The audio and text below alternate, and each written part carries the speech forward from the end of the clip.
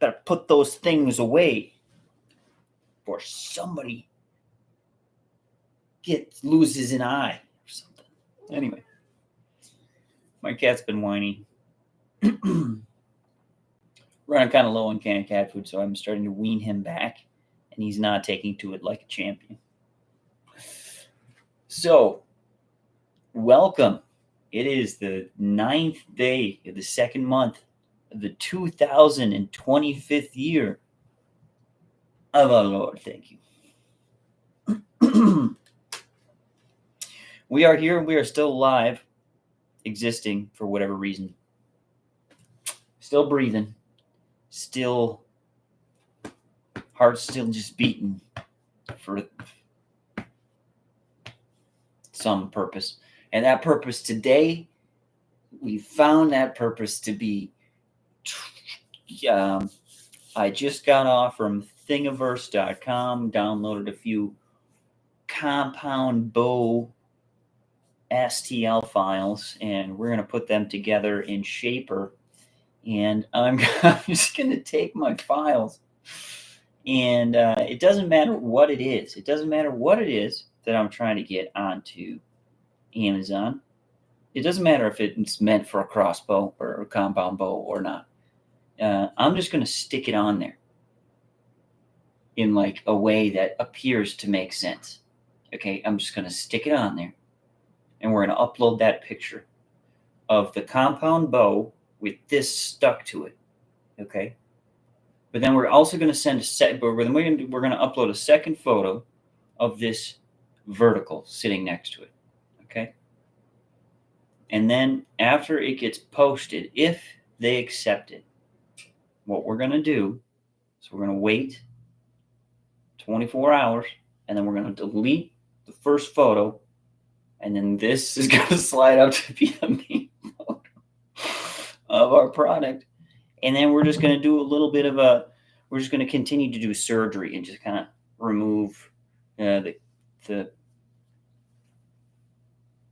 fluff around the primary product.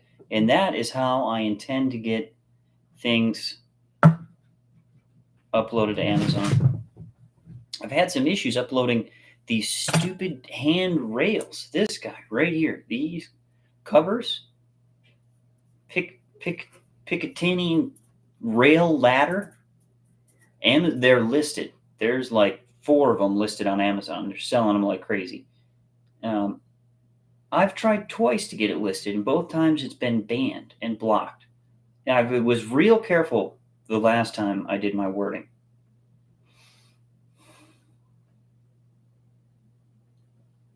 I have these in a grip pack, in my ultimate grip pack. It's in there, and it's even like described, like in detail of what it is and what it's for. Like,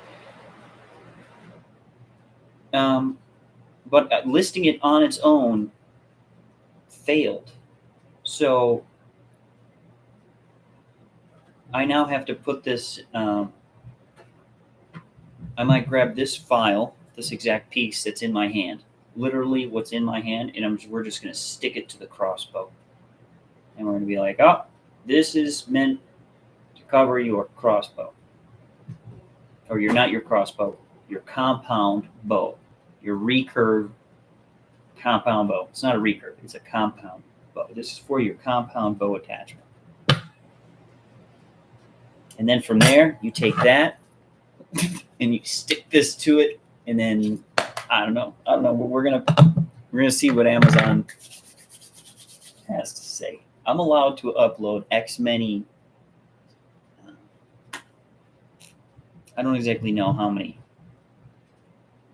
products I'm allowed to upload to Amazon under a non-professional account. I think it's something in the range of 40 products, 30, 40 products a week. So I do try to be careful in case anything were to go haywire and I were to lose a bunch of stuff. I try to only upload like 10 products a week, take 10 chances. So that's tough. So far, we've got, I think, 6 products up right now on Amazon. I was shocked. Why don't I share my screen with you and we'll go over some details.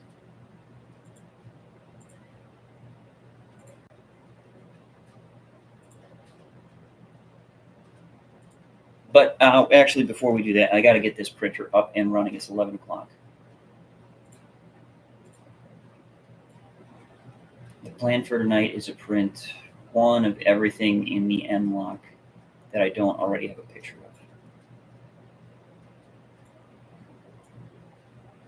of. And it looks like somebody's trying to purchase this, but they don't have enough money on Amazon. That's the first time that's happened.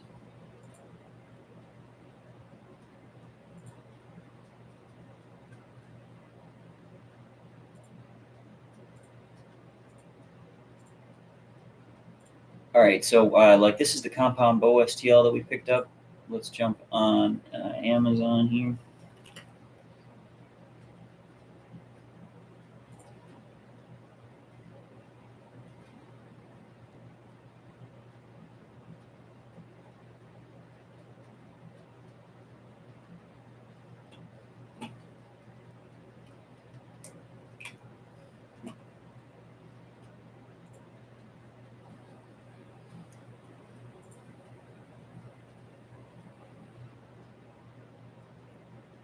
Okay, let's just go through buying shipping here.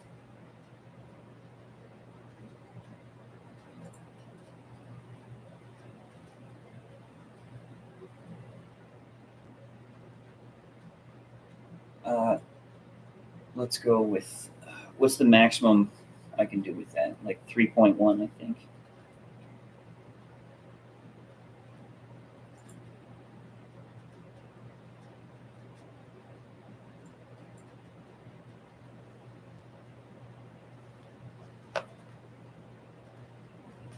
And then I think at 3.2, watch the price change. At 3.2,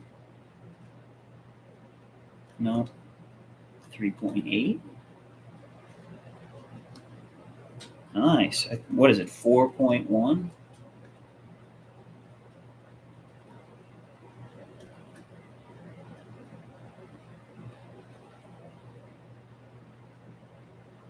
All right, so at 4.1, it changes.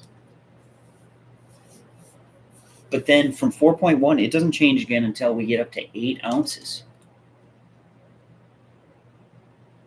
Still 4.71 at 8 ounces.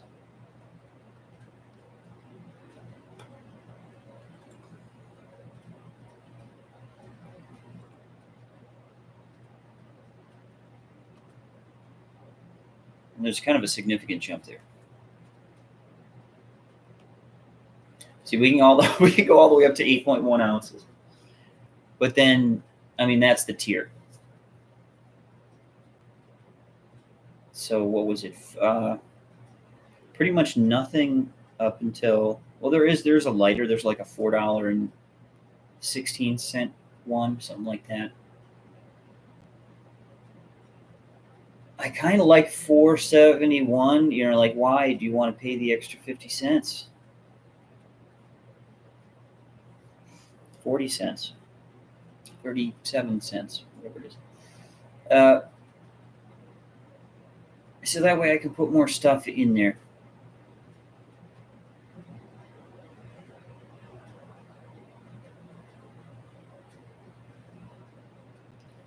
We're going with 4.1.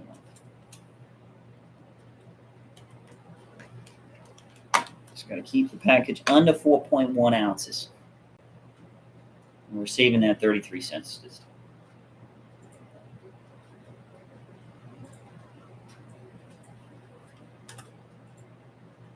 Okay. Then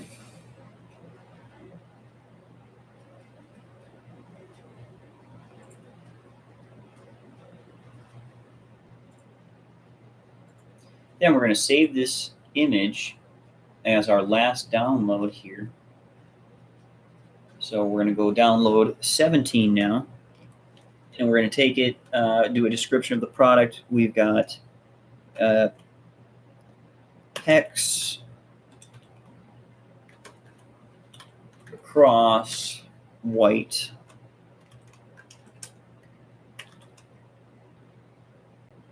That's it.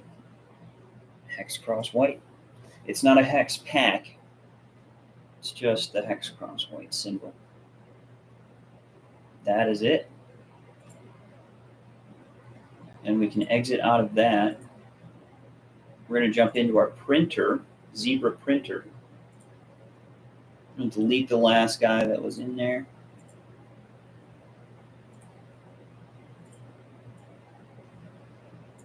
Woo! Thank you, Jeff.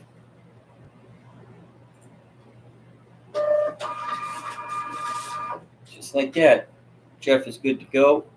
And we have a log of what Jeff ordered in case we forget later. So Jeff just got the word on his tracking notification that his order has been shipped at 11:20 p.m. The 9th day, 2nd month, 2025.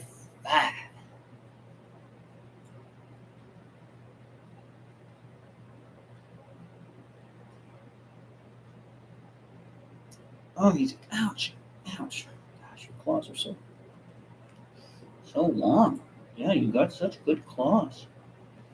Yes, yes, you do. Oh, he loves it when I work from home. Oh, he just thinks this is just the best. All time with Dad. We just get to spend all of our time. Dad, yes, do. Hollow them out right away. I went through here and I did support on platform. We are in Anycubic Photon Workshop. I'm just going to pull this down on the right hand side and take a look. Ouch! At what we've got going on in the middle.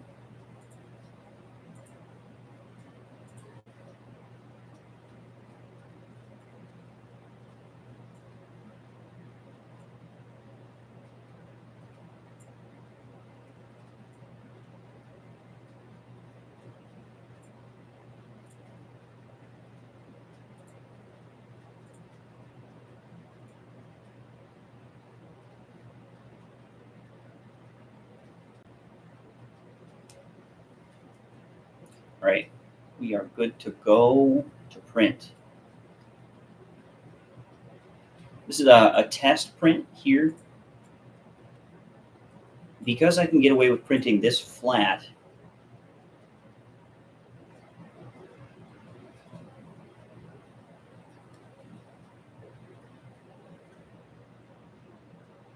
I want to be able to get away with printing this with less supports on it. So we're going to try it like this here.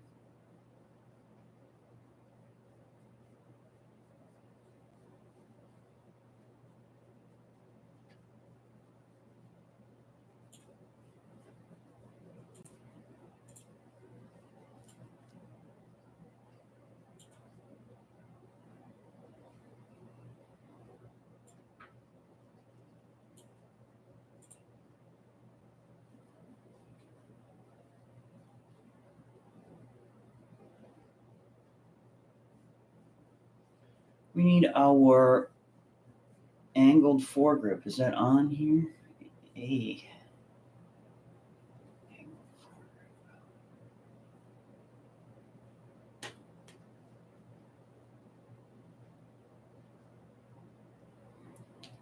Is it under F? A, B, C, D, E, F.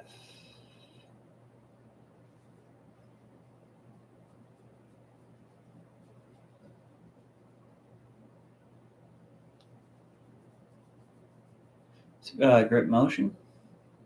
Hand stop.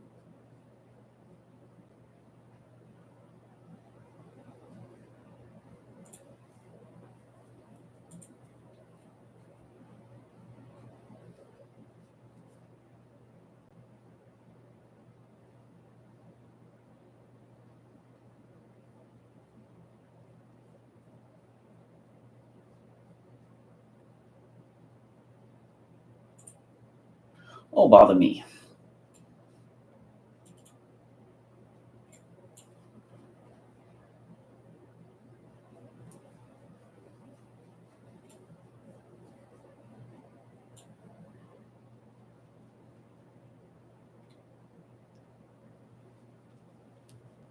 Oh, my cat just loves to get massages all the time. That's all he does, just gets massages all day, just facial massages. He just loves it.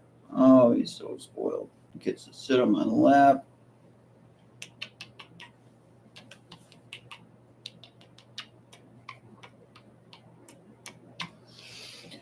Oh, he gets 1,000 kisses every day. Yeah, at least 10 kisses every day. Minimum order of 10. Minimum orders of 10. Sometimes they come by the 100.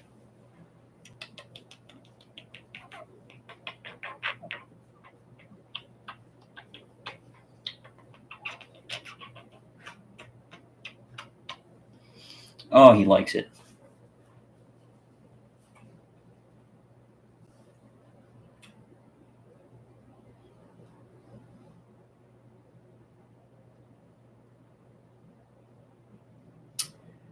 What am I looking for exactly? I'm looking for my angled foregrip that's not out here. It was made not too long ago.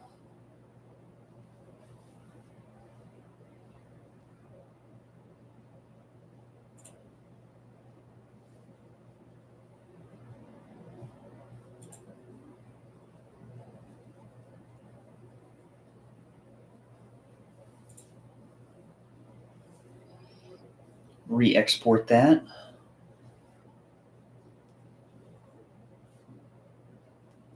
The upcoming projects are going to be designing a 300 blackout dummy round.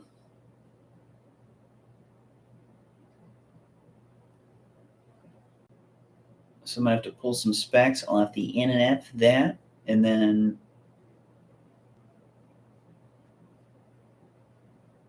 we're going to be going to print on those dummy rounds so we can list those products.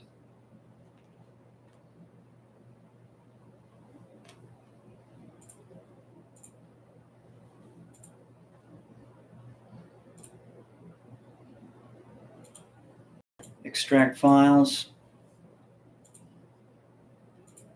We're going to skip.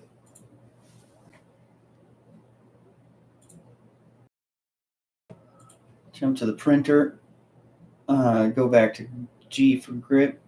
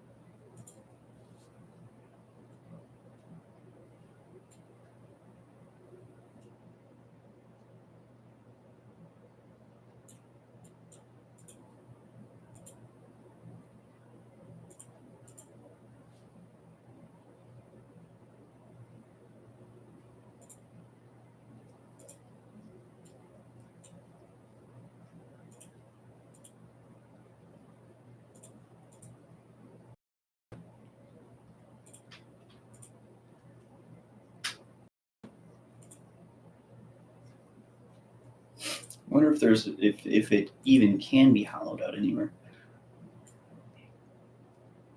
Yep, just on the inside, and I agree with that. Yep, and then at the bottom layer there.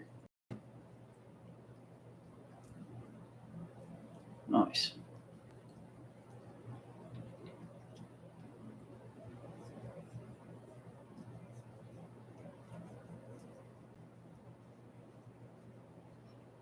Very good indeed.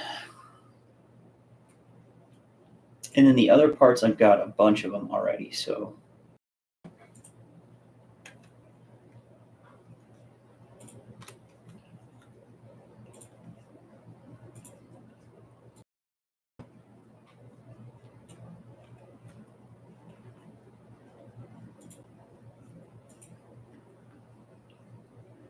See, this is what I'm talking about right here.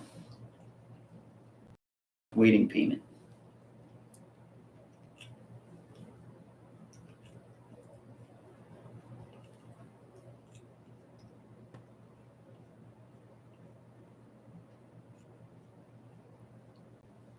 Love that. Love it, love it, love it.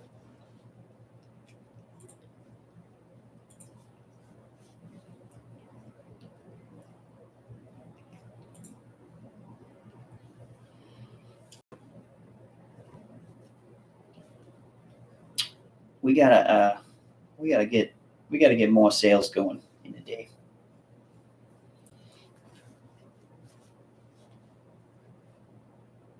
I like that I'm doing grip packs. That keeps me up in the 30s. That keeps me from dropping sales $14.99. You're not making money.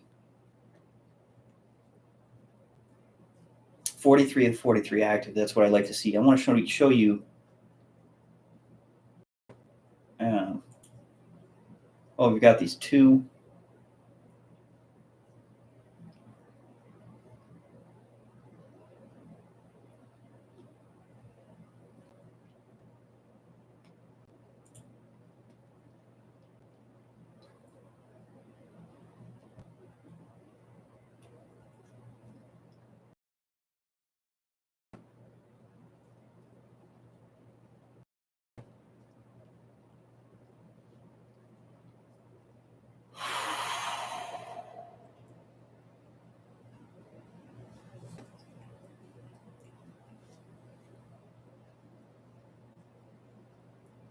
Okay.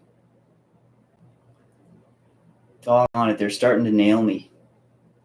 They're starting to nail me on these AR grips.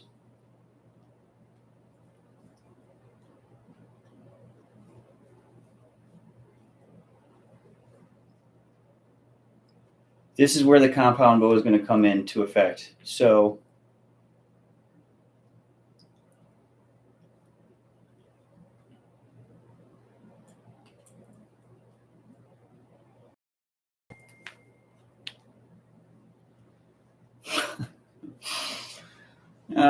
search suppressed. When did this? I launched the product then. It was last updated then.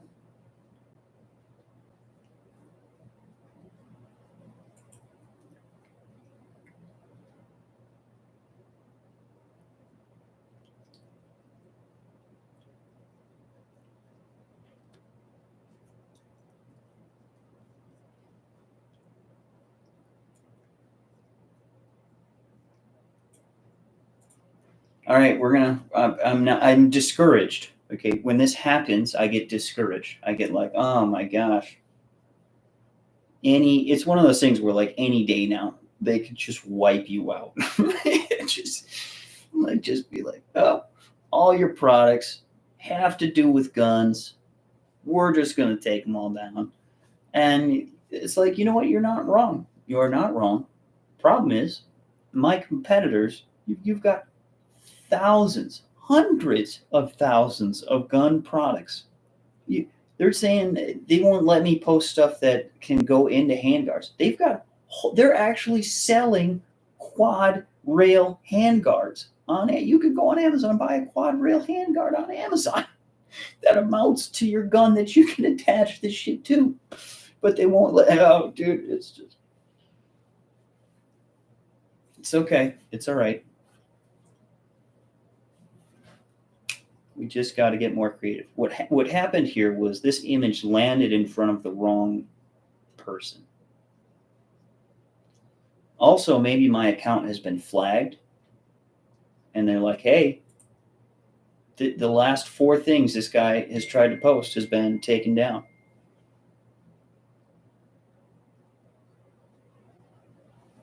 And you're not necessarily wrong.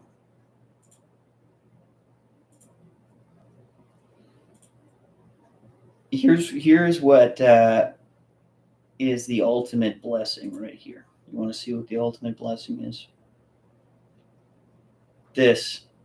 Getting this vertical grip pack on here.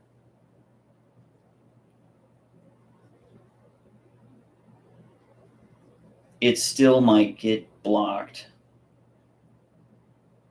But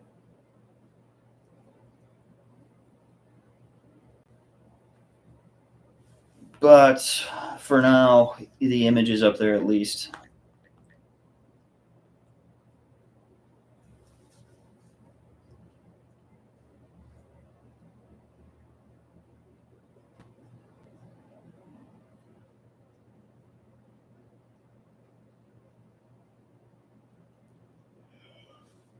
Oh, yeah. And then this. They posted this. The vertical grip hex pattern M-lock railing mount lightweight. I think this is going to take off. I think once we get the first one sold, I think this is going to be a hit with people. Because I look at the alternative options and they just are not great. This one looks fantastic. Just looks muy perfecto. And then we got to get upgrade at the end of the day at like 7, 8, 9 in the morning, a couple hours from now. We're going to take better photos of this. About 12 hours from now. We're gonna get, and but maybe not, because they're pulling stuff down from me right now. It's so scary. You don't know what the right call is. I tried to put a better photo of the rose up, and they are like, oh, now the whole product line is coming down. Not the line, but at least that product listing came down. I should have never. I mean, like, but to get a better conversion rate, you need better photos.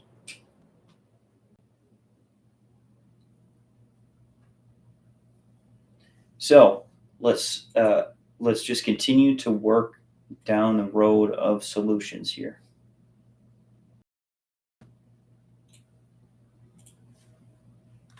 I don't need another cross right now. I have one in stock.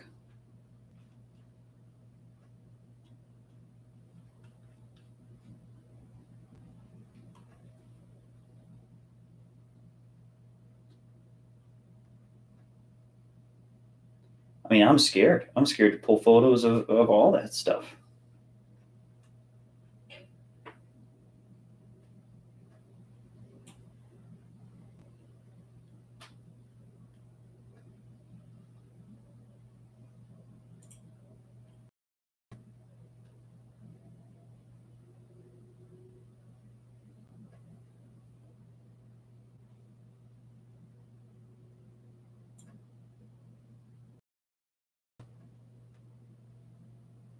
I think we should be okay with that.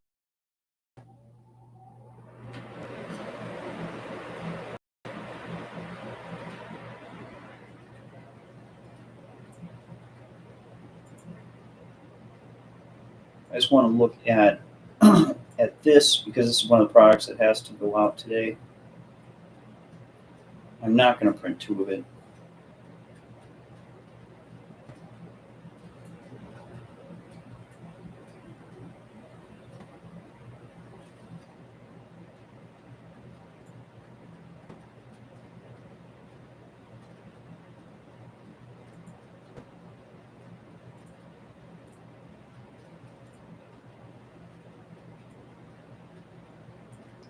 Take a look at our slice parameters here. I got 4.8 seconds of normal exposure time. Our first time it in the bottom, it's going to be 95 seconds. It's going to do that for 6 layers. And then it's going to spend 6 layers transitioning down from 95 down to 4.8. So after those 12 layers, it'll be at 4.8 seconds going forwards for the remaining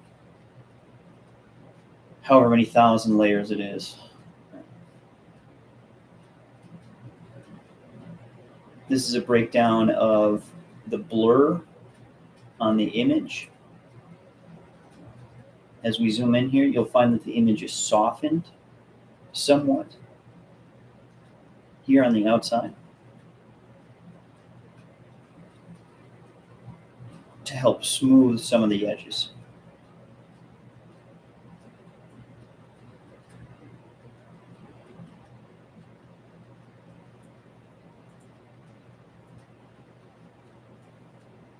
All right, I think we're going to lay out this one more time.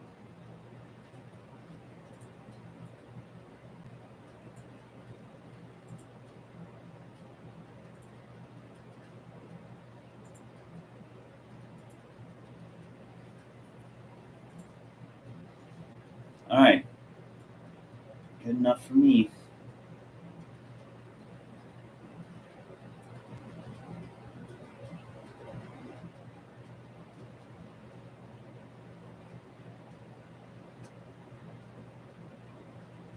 So I have an updated deer photo. I have an updated rose. I have an updated cross.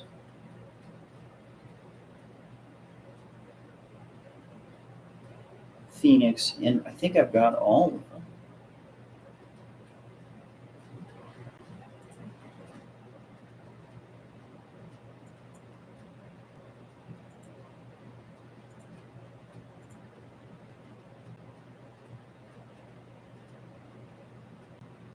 All right, we are going to get this print up and running, and we're going to take a break.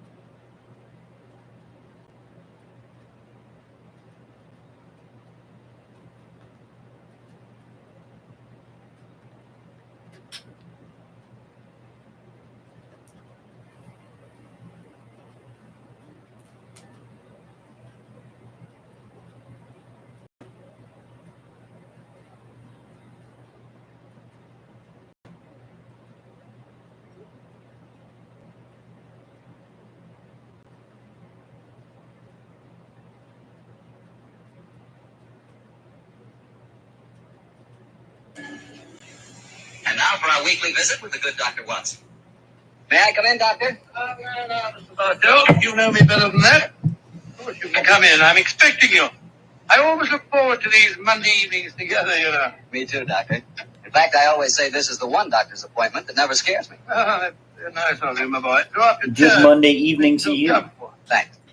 And what prescription do you have in mind for us tonight, Doctor? Oh, now, let me see. Take one measure of subterranean peril, one of aristocratic lady in distress, a sprinkling of assorted villains, a corpse or two, and a little more than a dash of Sherlock Holmes and Dr. Watson. Take the mixture well, and you have the case of the out-of-date murder. Well, how did the adventure begin, Doctor? Exactly enough. It was in September of 1900. I remember This is that the one with Holmes the and I went cripple, to with the Eastbourne corpse in the for rocks. much needed rest. First couple of days we spent in soothing idleness. All right, let's On the get this morning of print the going. third day, Holmes, a dash of colour back in his cheek and a hint of the old sparkle in his eye, suggested that we should go and call on his good friend Evan Whitnell, curator of a nearby museum. And so, just after lunch on that September day, found the two of us talking to Professor Evan Whitnell in his private office at the museum. It only seemed, yes. With all your recent discoveries in this part of England, just nationally famous, my congratulations. Professor, I do wish you'd tell me about your discoveries. Oh, with pleasure, Dr. Watson. Less than 2 months ago, I was excavating on the downlands in this neighborhood a number of underground caves, caves saturated with a heavy deposit of lime that gave clear evidence of having the property of rapidly mummifying any flesh, human or animal, deposited in them. Unearthed, Professor? Well, a number of mummified specimens belonging to bygone eras. My prize specimen is the body of a large wolfhound. The inscription on its collar identified the animal as having belonged to some local squire in the year 1748. Amazing. I didn't know that limestone had such qualities of preservation. Come in. Yes, Alan, what is it? Lady Clavering, Professor. He asked me to tell you that she was in the museum. Oh, yes. Show her up here, will you, Alan? Very good. Yes, I'm most anxious for you both to meet her. And she, in turn, is even more anxious to meet you. Now, I dined with her last night. When I told her that you were coming here today, she insisted on meeting you. Oh, wait, no, you scoundrel. There's a twinkle in your eye. I suspect that Lady Clavering is here to consult me in my professional capacity and that you engineered the meeting. Well, perhaps I might have dropped a hint. I warn you, Professor, Holmes can't become involved with another case. He's completely run down. Well, don't worry, Doctor. All that Lady Clavering requires is a little advice. Advice? Oh, that's a different matter altogether. Yes, I knew you wouldn't mind, Holmes. Ah, Helena, my dear, there you are. Come along in. Thank you, Alan.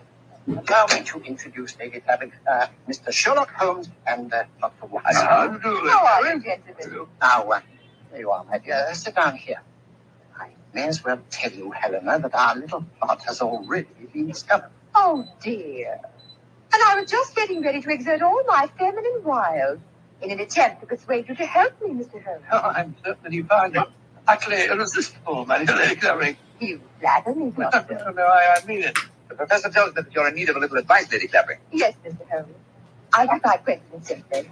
5 years ago, my husband, Sir George Clavering, left me. Left you? It is me. I was stupid of it. I haven't seen Okay, her orders will be since. shipped by 10 I a.m. now wish to renege. But of course, I couldn't do that without having my husband declared legally dead. My dear Lady Clavering, I can't help feeling that a lawyer is the proper man to consult, not a detective. But you're suggesting that there was foul play in connection with your husband's disappearance. Oh, no, Dr. Watson. The Claverings are a strange family, self-willed and headstrong. George and I were not happy together. I think he disappeared Right. deliberately. You reported his disappearance to the police. Something to drink. Yes, Mr. Holmes. But they've never been able to trace him. This kind of thing has happened in the family before, Holmes. Tell them about Sir Nigel, Helena. Well, he was one of my husband's ancestors. He walked out one day in 1777 and was never seen again. All the family was disappearing. George knew of the legend. He often threatened to do the same thing himself. But your problem, Lady Clavering, is not that of your husband's fate, but rather of your own freedom. Yes, Mr. Holmes. Well, I'm afraid my advice can be of little consolation to you. The law has specified a number of years that must elapse before anyone disappearing can be declared legally dead. I would suggest that you possess your soul in patience until that period has elapsed. Oh, dear. And I was hoping you'd be able to think of some terribly clever way of getting round the law, Mr. Holmes. Lady Clavering, sometimes perhaps my methods may be unorthodox, but I assure you that getting around the law, as you put it, is a procedure I do not indulge in. Oh, dear me, now I've offended you, Mr. Holmes. And it's the last thing on earth I meant to do, I assure you. My friend's a little touchy about matters concerning his professional honor, you know, Lady Clavering. Oh, nonsense, my dear Watson. I'm not touchy and I'm not offended. And now, may I suggest we all examine the professor's latest treasures, and after that, perhaps he'll take us for a stroll on the downs. I'm most anxious to examine those lime pits of his.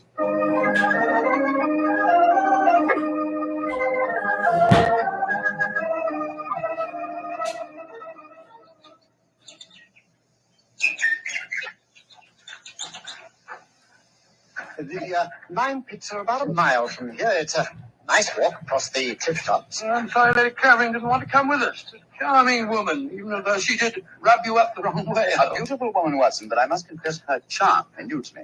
Her lack of concern about her husband's fate seemed completely unnatural. And not if you'd known her husband, Sir George Clavering.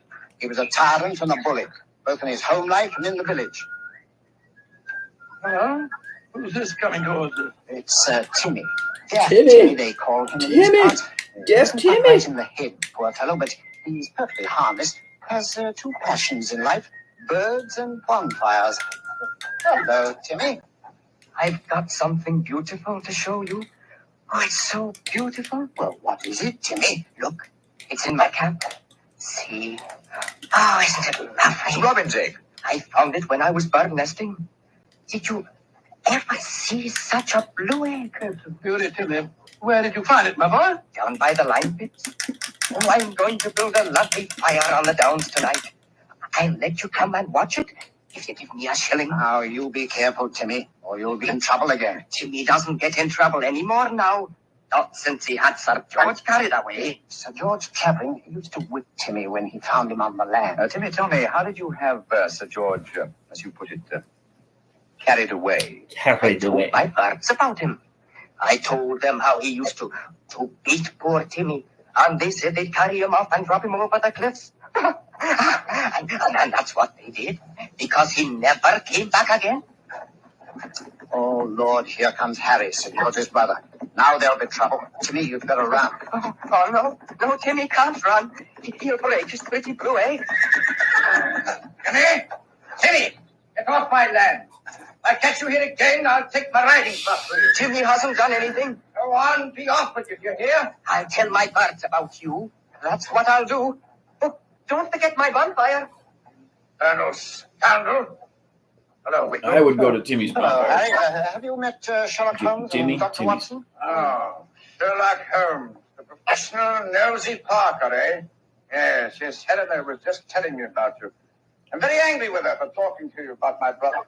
Private affair, and I intend it should remain one. You understand, Holmes? Oh, for my soul. The devil with your brother, sir, and with you. I'd advise you to remember that you're not addressing a half-witted villager who can't defend himself. If you know what's good for you, you'll do what I say. Yes, Impertinent brute. He spoke to you as if you were a stable boy, Holmes. Oh, really? He was quite refreshing. I'm reminded of an apposite quotation of my young friend James Elroy Flecker. Thine impudence hath a monstrous beauty, likened to the hindquarters of an elephant. He's almost as much disliked as his brother before him. Tell me, does he succeed to the title when his brother is declared legally dead? Oh, yes, and what's more, he's Helena's unofficial fiancé, worse luck. I see. Personally, I'm beginning to get a trifle bored with the affairs of the Clavering family. Let's go on to the lime cake, shall we?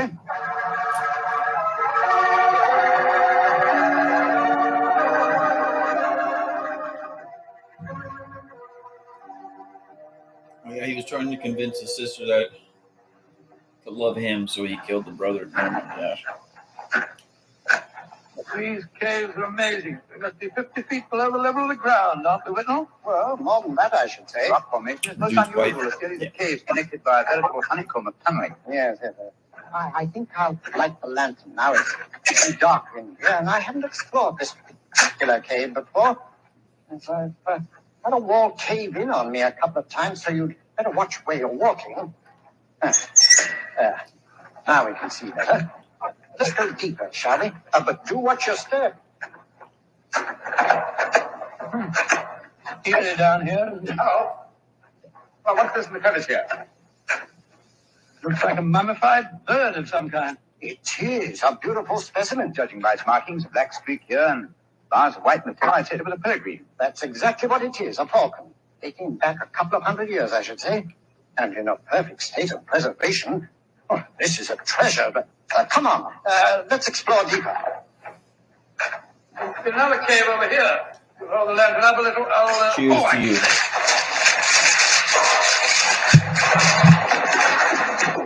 Good lordy. The whole wall's collapsed. Watson, you're not hurt, are you? No, Holmes. I'm all right. Why, you've unearthed another cave, Dr. Watson. Let's go in. I think we can just manage to pull through. Great God, I don't believe my eyes. Whitnell. This is a treasure indeed. A perfectly preserved body dressed in 18th century costume, powdered wig and all. Yes, and there's no mistaking who it is. Look at that typical deep profile. It's a Clavering, and it isn't hard to identify which one. Don't you mean the one that Lady Helena told us about this afternoon? Exactly. Without doubt, this is the body of Sir Nigel Clavering, who disappeared in 1777. Let's search his pocket. Might find some identification. Here's a snuff box of the period, and some coins. Yes, the inscription of George III is still visible on them. Hello, here's his diary. This is unbelievable. What are you up to, Holmes? Examining the body, Watson. This man was murdered. Murdered with his wound just above the heart. Obviously inflicted with a sharp instrument, probably a dagger. This is interesting. An entirely new experience for me. The opportunity of solving an unsuspected murder committed well over 100 years ago. Can't do that, Daddy Watson, you won't chap. Let's see if the poor devil suspected his fate. Well, hard to read. All the S's look like F's. Peculiarity of the 18th century. They are paying, I should have been saying, they are paying in the coffee houses that my brother, Harry, have been coveting my wife. It's amazing now. See how history repeats itself. It's an exact parallel of the situation existing today. Harry is coveting his brother's wife, Helena, and Sir George has not been seen for 5 years. What an extraordinary coincidence.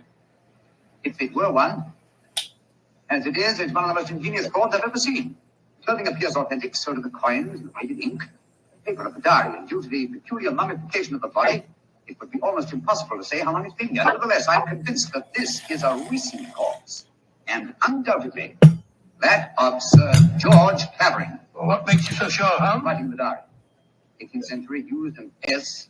It looked like an F, it is true, but never at the end of a word. You will recall, Watson, that you were reading H-A-F, have, or H-A-S, have. That's perfectly true, I was. Well, that would be incorrect in 18th century writing. Now, obviously, this is an extremely clever attempt to disguise the comparatively recent murder of Sir George Clavering. It's incredible, Holmes. And yet I believe you're right. I'm sure of it. Well, what are you going to do about it? You and I, old chap, will mount guard over the body. You, my dear Whitnall, if you don't mind, will be good enough to go and fetch the police.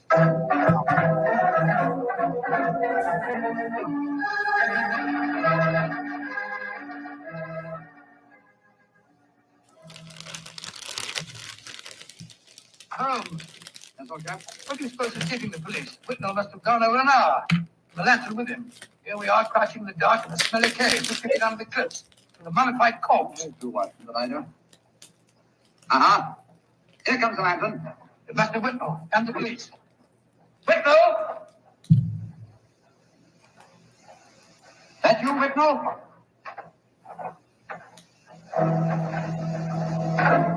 That lantern's blinding me.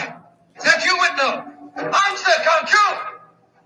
Get out, Watson!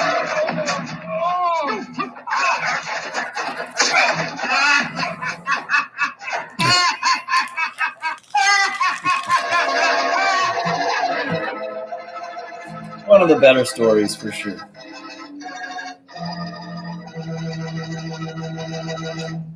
Dr. Watson's story will continue in just a second. And I'm going to take that second to ask you what you think of when I say good food. When you say good food to me, I can see myself really going down on a piece of fried chicken, but really fried. You know, crisp and sort of a light brown. And when I see that chicken, I sure want to see some Petri California Sauterne. Because believe me, Petri Sauterne is a white wine that's the wine for chicken. That Petri Sauterne has a delicate kind of flavor. Delicate like its pale gold color. But what a flavor. What a wine. If you want a swell white wine, you certainly want Petri Sauterne. Try it and see.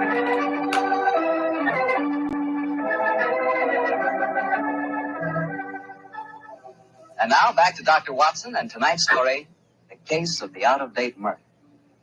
Well, Doctor, you certainly had me on the edge of my chair during the first part of the story. Oh, I'm down to that, my boy. Say, what happened when Sherlock Holmes yelled out at you in the cave? I was struck from behind with a spade and knocked out. A second later, the same thing happened to Holmes. You see, we were blinded by the lantern and couldn't protect ourselves. When we came to, we found we were at the bottom of a pit.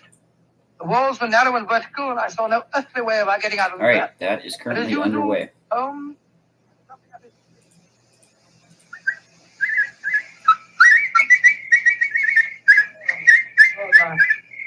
My head's throbbing. Never mind that for the moment, old chap. The coat off in your shirt. Oh, what are Come you on, doing? come on, off with it, Huh? Come on, off with it. I've already removed mine and tied them together. Oh, what for? Oh, dear me, that blow on your head must have been unusually severe. I'm trying to make a kind of rope, Watson, a Damn rope to it. get us out of here. I should have flipped The this. rope, there's someone on the ledge above us to haul us out. I still think you're performing the Indian rope trick. My Ready? dear Damn it. This is no time for your rather heavy-handed humor. Why That's do you right. keep We'll get it whistling sent like that? out We've and been we doing it for could about 20 make minutes. it work. I'm whistling for help. Well, why not shout? Whistle Carisberger. Oh, yeah. Who's going to hear that? That Timmy, I hope. Deaf Remember, he Timmy. was having a bonfire on the tip-top tonight. My whistle is that of a nightingale, a song unheard in Sussex at this time of the year. Does answer it, I'm sure it'll bring him down here. I hope you're right. Seems to me that Whitlow and police will never find us here. We shall mummify just as the filthy murderer intended us to. Courage, Watson. It's worked! It's Timmy! Getting a burning log. Get out of here, Timmy! Nightingale? Pretty birdie, what are you doing down there? Timmy! I've tied these clothes together to make a rope. I'm going to throw them up. You ready? Catch! Good. He's got it. Now, Timmy. Lower it to us. Oh, I shouldn't do this. They'll whip me. No, nobody will whip you, Timmy. And we both want to give you a shilling to come up and see your bonfire. Oh, that's different. 2 shiny shillings. I'll lower the rope. Here it comes. That's it. Oh, no. You first. All right, Timmy, pull away. Here it goes.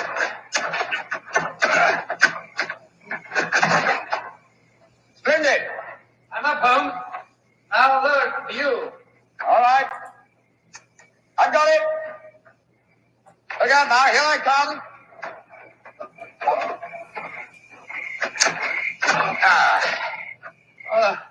Thank goodness we got out of that place all right. I don't see the Nightingale.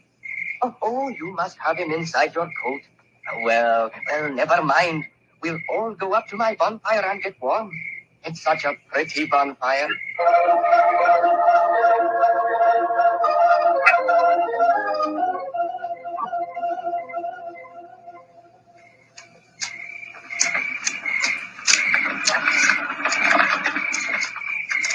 Did you ever see a finer bonfire? Hello, Timmy. It's lovely. The most comforting sight I've seen for the last couple of hours. Oh, just one thing's bad, though. Somebody tried to burn a book in my lovely fire. It must have been when I was off getting more wood. I found it when I came back, and I pulled it out of the fire and stamped on it. See, here it is. Let's have a look. Hello, it's the diary that we found on the body in the lime pit. Precisely, Watson. Now I begin to see daylight. People shouldn't burn books. Books are nice. Books are like birds and bonfires. But they're nice to be near. Oh, your Nightingale must be cold. I'll get some more twigs to burn. Well, now that that fellow's gone away for a moment, I can see why we were attacked tonight. The murderer knew that we were going to the caves. He was afraid that his devilish plot wouldn't stand up under your scrutiny. So he watched us. When we discovered the body and sent Whitnell off for the police, he knew that he'd got to get rid of us. And who do you think that somebody is, old fellow? Oh, that's easy. Only one person strong enough to knock us both out and shifted our bodies. The dead Sir George's brother, Harry Clavering. I think not, old fellow. Didn't you observe as we entered the caves that pickaxes and wheelbarrows were much in evidence? Yes, that's right. They were good. Strength was not required under the circumstances. All right, You were so I'm just extremely gonna vulnerable in the darkness. Any man with a modicum of cunning jump on the internet real or quick, any and I'm gonna woman search for that for. matter. Good Lord, you're not suggesting that... Watson! Oh, Whitnell! Why, thank heaven you're safe. I've had the police with me for the last hour, but we couldn't find you. You went where I left you. True, Whitnell, I want you and the police to take me to Lady Clavering's house at once. After that, I wish to lodge information and make a charge of assault and possibly a charge of murder.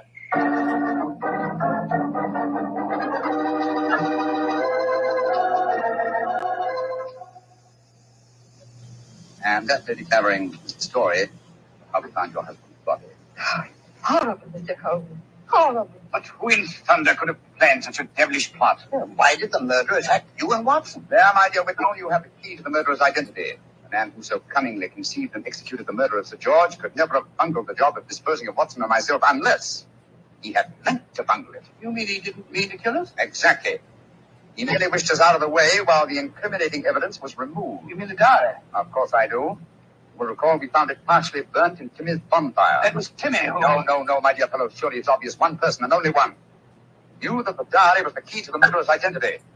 The man who was present when we discovered it and detected the fraud. Great Scott, Professor Whitnell. Whitnell, you murdered my brother. Evan, you... murdered my Oh, no. brother. I did it.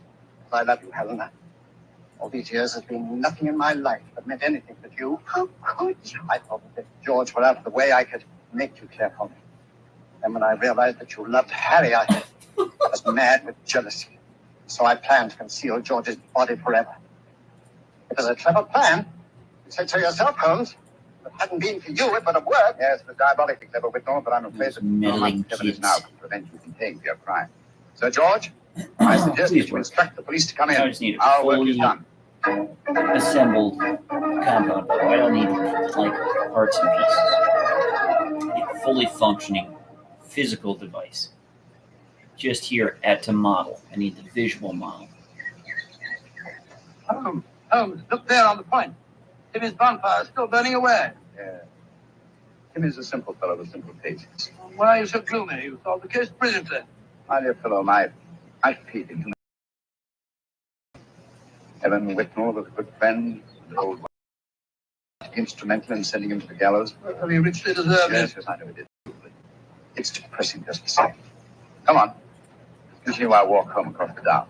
That's Harry offering you a fee. Did you take it? No, I didn't, but I did accept his Oh, offer that's to what make we're a little talking land about. on the downs over there. Oh, oh, oh, You oh. can see them silhouetted That against is the sky. Take exactly your what land. I'm What on talking earth about. would you do Right with that? there. Well, when I That is retire, absolutely and I ideal. shall retire soon, I've often thought of bee farm. This would be a heavenly spot for such a venture. Well, I can't imagine you as a beekeeper. Oh, why not? After a life spent unraveling the tangled affairs of human beings, it would be soothing in the twilight of one's days to study the exact and Oh, this is behavior of perfect. bees. This is so beyond perfect. Singing masons, building roofs of gold. Ah, well, What a one day great perhaps. STL file. Perhaps. Thank you. This One thing is day. great. This is just wonderful.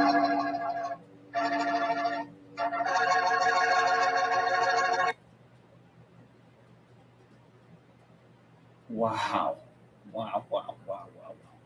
That's all I can say.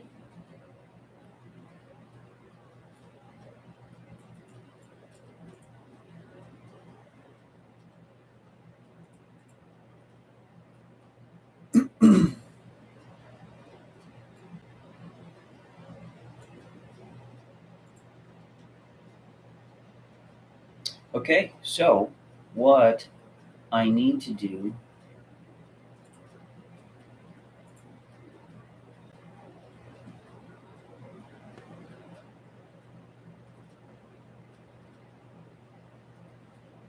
is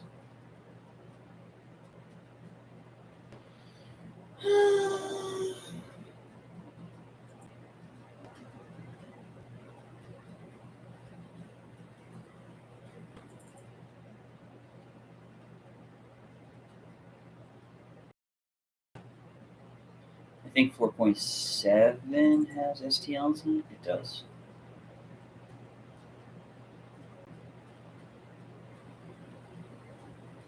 I think my standard.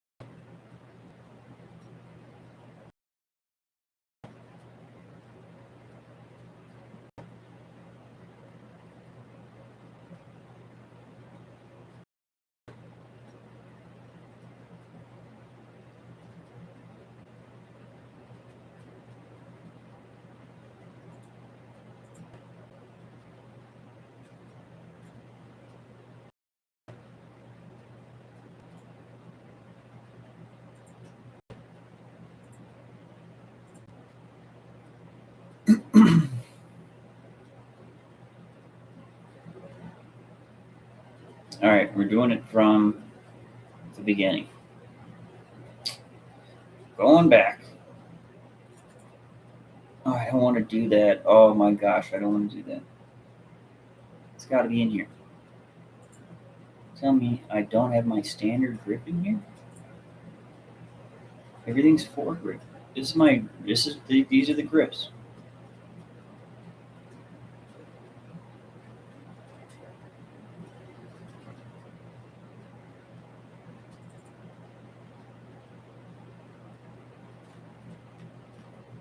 Those are not the grips. Where are they?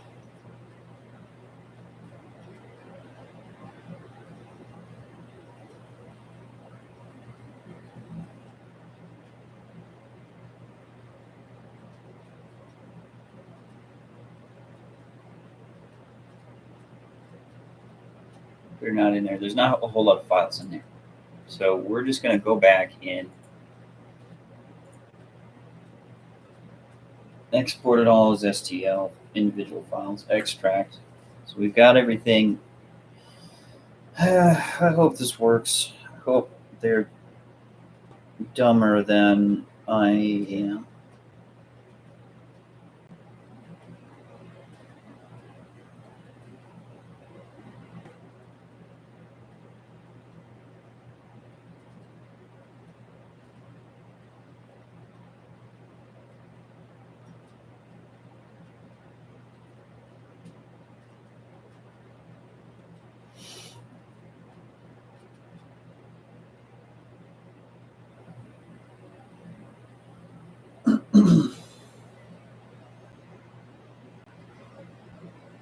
It's 4,154 models.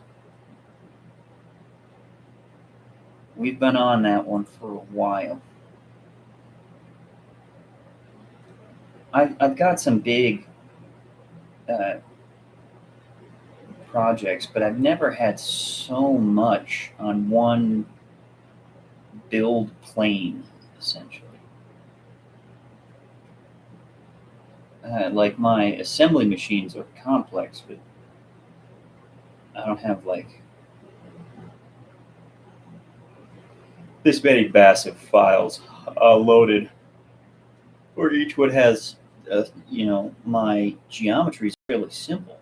Even though they look right like a sprocket looks complex, but it's nothing like a curved mesh surface. You know what I'm saying?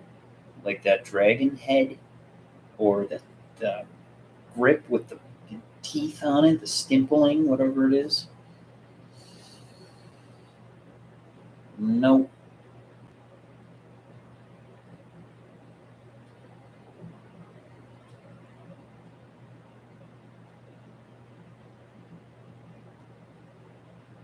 Looks like I've got 4 dragon heads on here.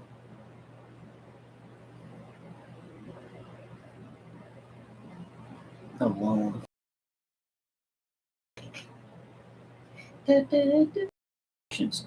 the Philadelphia Eagles and to all the fans out there in Philadelphia. Cheers to you. Good job in the Super Bowl.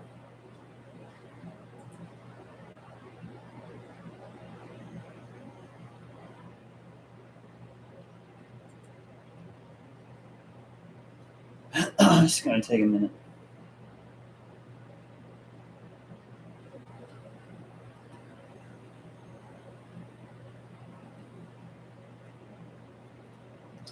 I won't lie to you, this is going to be a whole thing.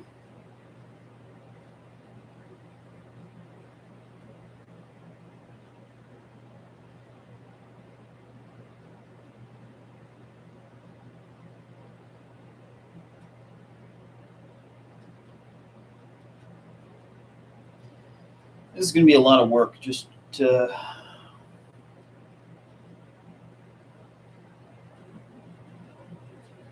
get around it.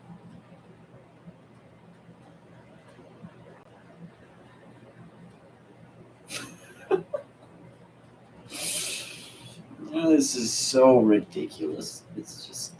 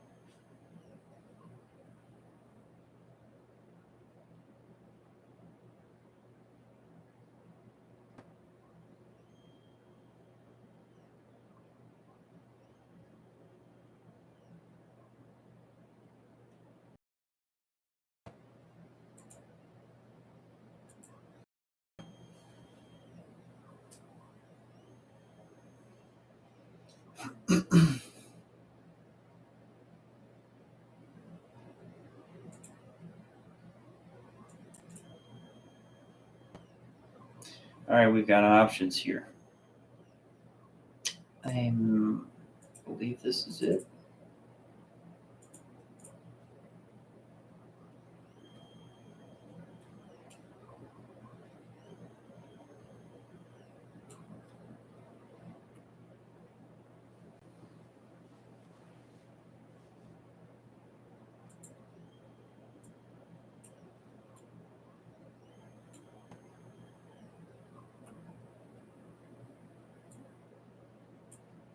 I cannot be losing. That's the first time they've ever been like, hey, we're going to take this listing away from you. That's the first time that's ever happened. From an existing listing that had an approved photo that I just updated the photo. I didn't do anything. I just updated the dang photo.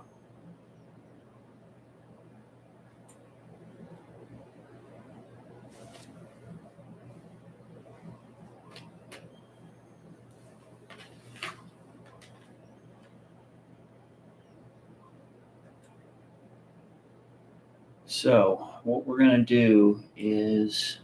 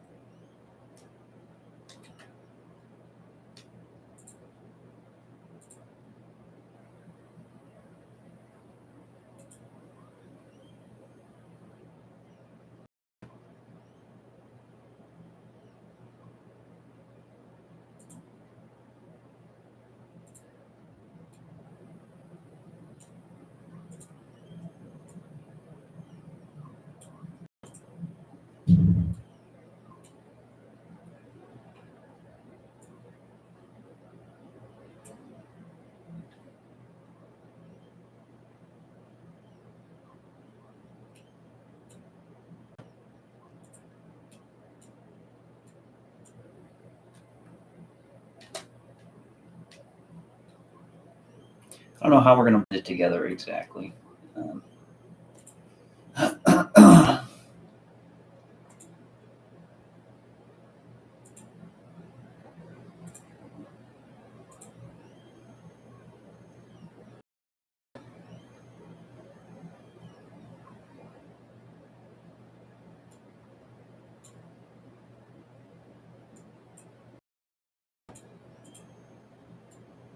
This rope is giving me some trouble here. Whatever that is, whatever this is, I don't like that.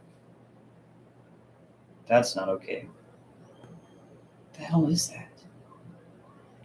Rope? That's not okay. I can get rid of it. Please tell me you're not touching. It's not. I'm going to come under here and I'm going to slice this off flat here at a bit of an angle. We're also going to cut the top. That'll free up the rope pieces. We're going to get rid of those.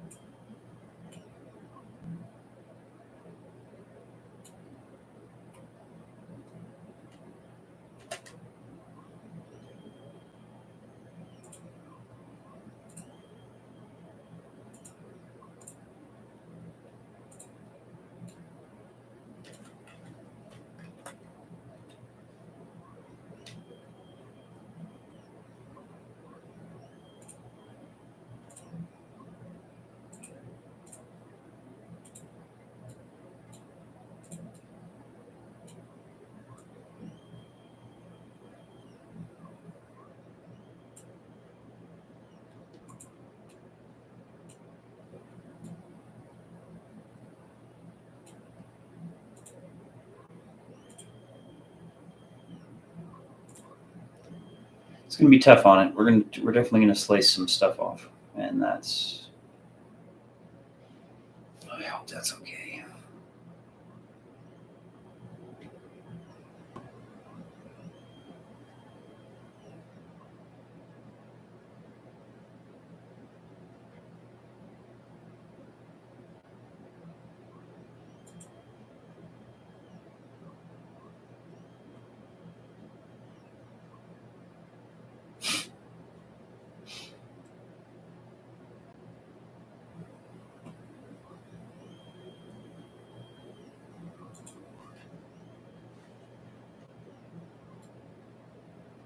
Oh, not low enough.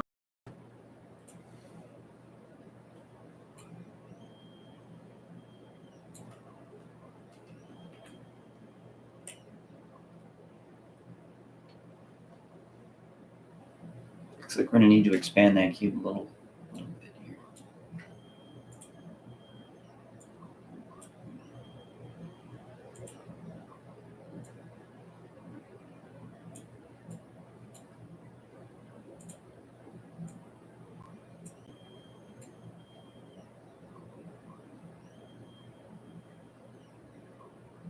I think that's going to do it. I think I'd like to have a little bit less of it there, but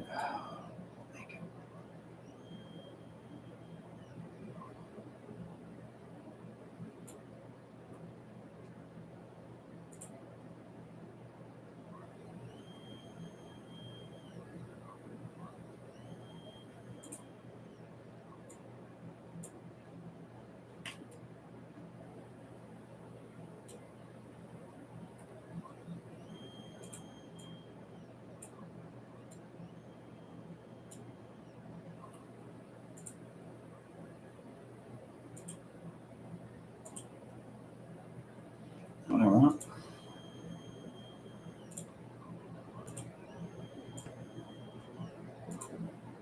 I don't like doing this kind of stuff.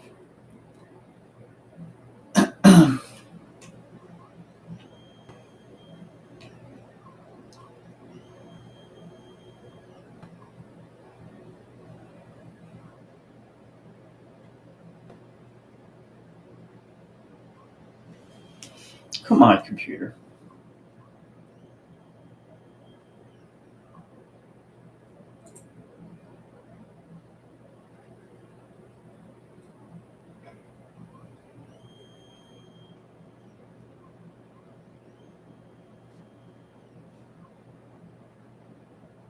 "20 years later." Yep, that's just fine.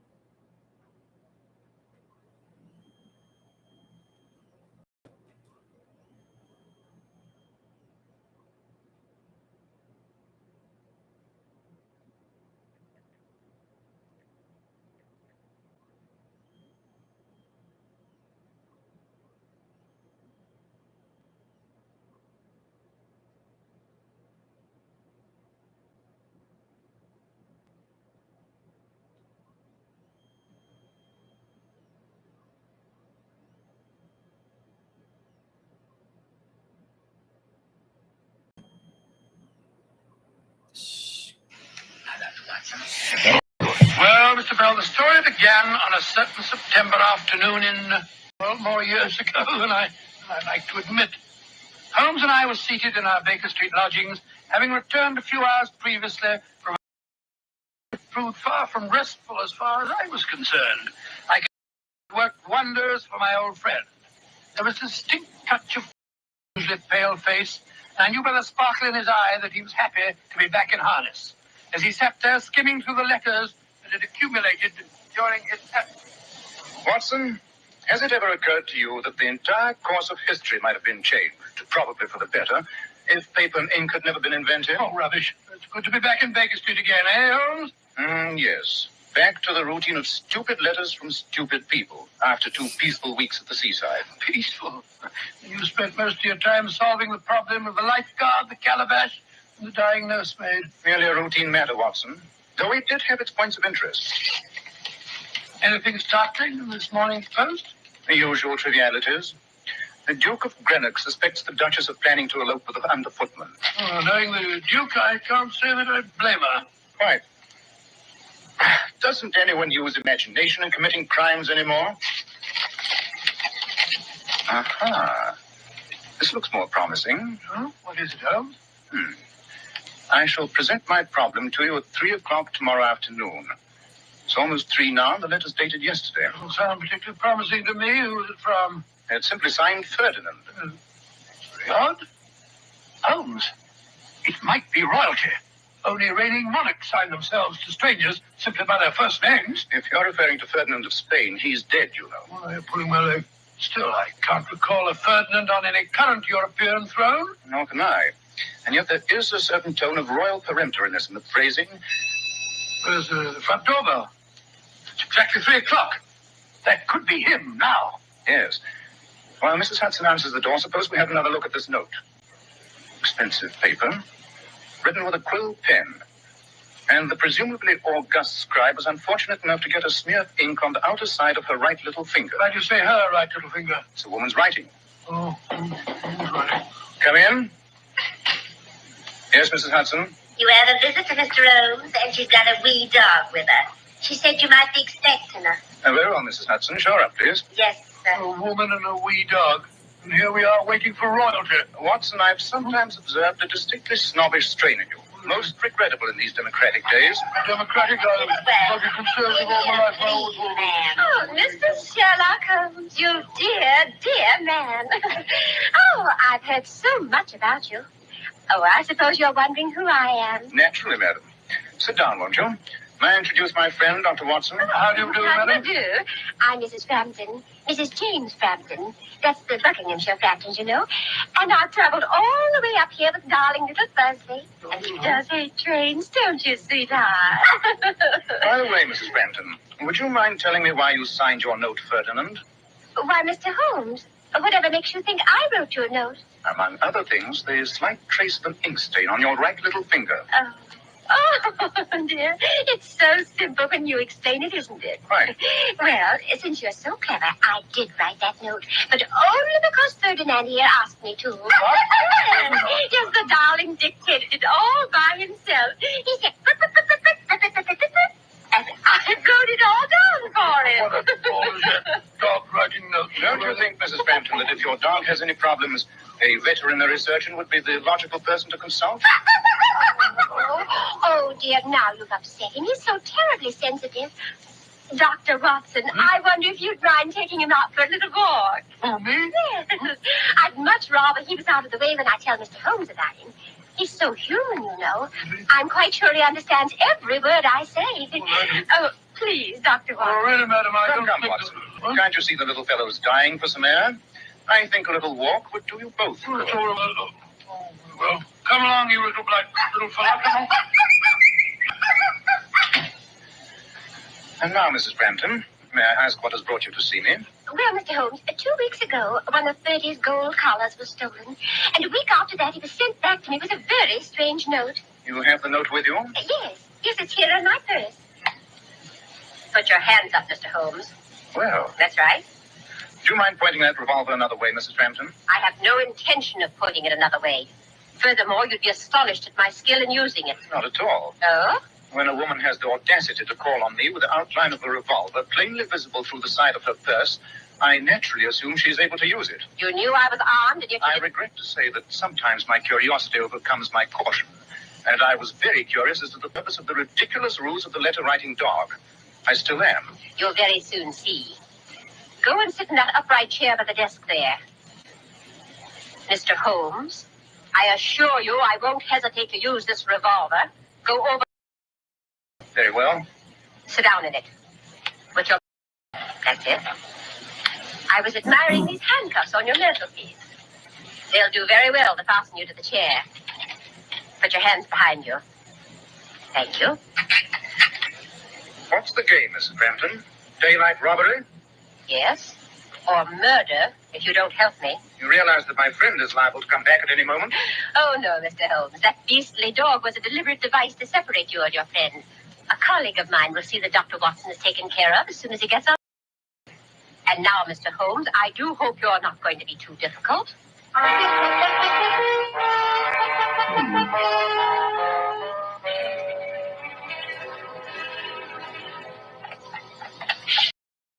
along, you stupid creature. You don't have to sniff every... Come on. Playing nursemaid to a Pekingese. I don't run into anyone I know. Come on, little brute, come on. Match. A match? Yes, I think I have. Oh, you know, nice little dog, Governor. What's his name? His name? Never mind. You come here. Why, you scoundrel, put down that piece of lead pipe. Get out of under my feet, you coffee, don't you? You would, you? Lonnie, come on, you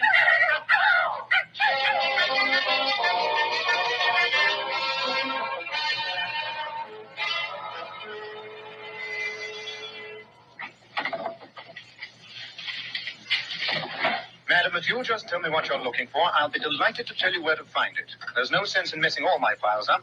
I want your records of the Rothier case. In the third drawer of this cabinet. Oh. Well, here we are.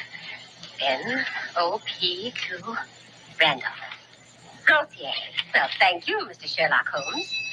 Ah, there's the rescue party. But it can't be Dr. Watson. Alfie was to take care of him. Dr. Watson has resources that might surprise you. Sometimes they surprise even me. Well, I've got what I came for. Holmes, I had the most amazing experience. Yes, you were set upon by a ruffian in the street. Fellow asked for a match and then... Oh, how did you know? Elementary, my dear Watson. Huh? Now, please get the key off the mantelpiece and unlock these handcuffs. Good heavens. Who trussed you up like that? Mrs. Frampton, at revolver point. You see? If you hadn't made me guard for that silly little dog, You would never have revealed her purpose in coming here. Watson, the whole thing was a plot to gain access to my files on the Rothier case. Rothier case, why that... Hurry up with that key, will you, old chap? Yes, of course. There you are. I say, how did that woman get out? Obviously down the back stairs, as you didn't pass on the front. I assume her accomplice got away too. Yes, you wouldn't have. I hadn't tripped up over the dog leash. I left the silly little beast downstairs with Mrs. Hudson. Suppose we see if our caller took anything of any consequence. But Holmes, why should anyone go to such fantastic lengths to steal the file on a criminal case that happened years ago? That's what we have to find out. You recall the Rothier affair, Watson? Yes, I could do something to do with the jewel robbery, wasn't it? Yes.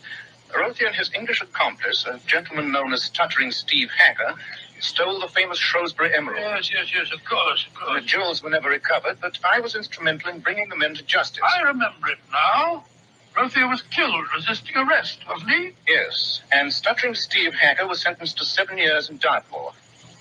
By George, Watson, I recall reading a small item in yesterday's paper that told of Hacker's death in prison.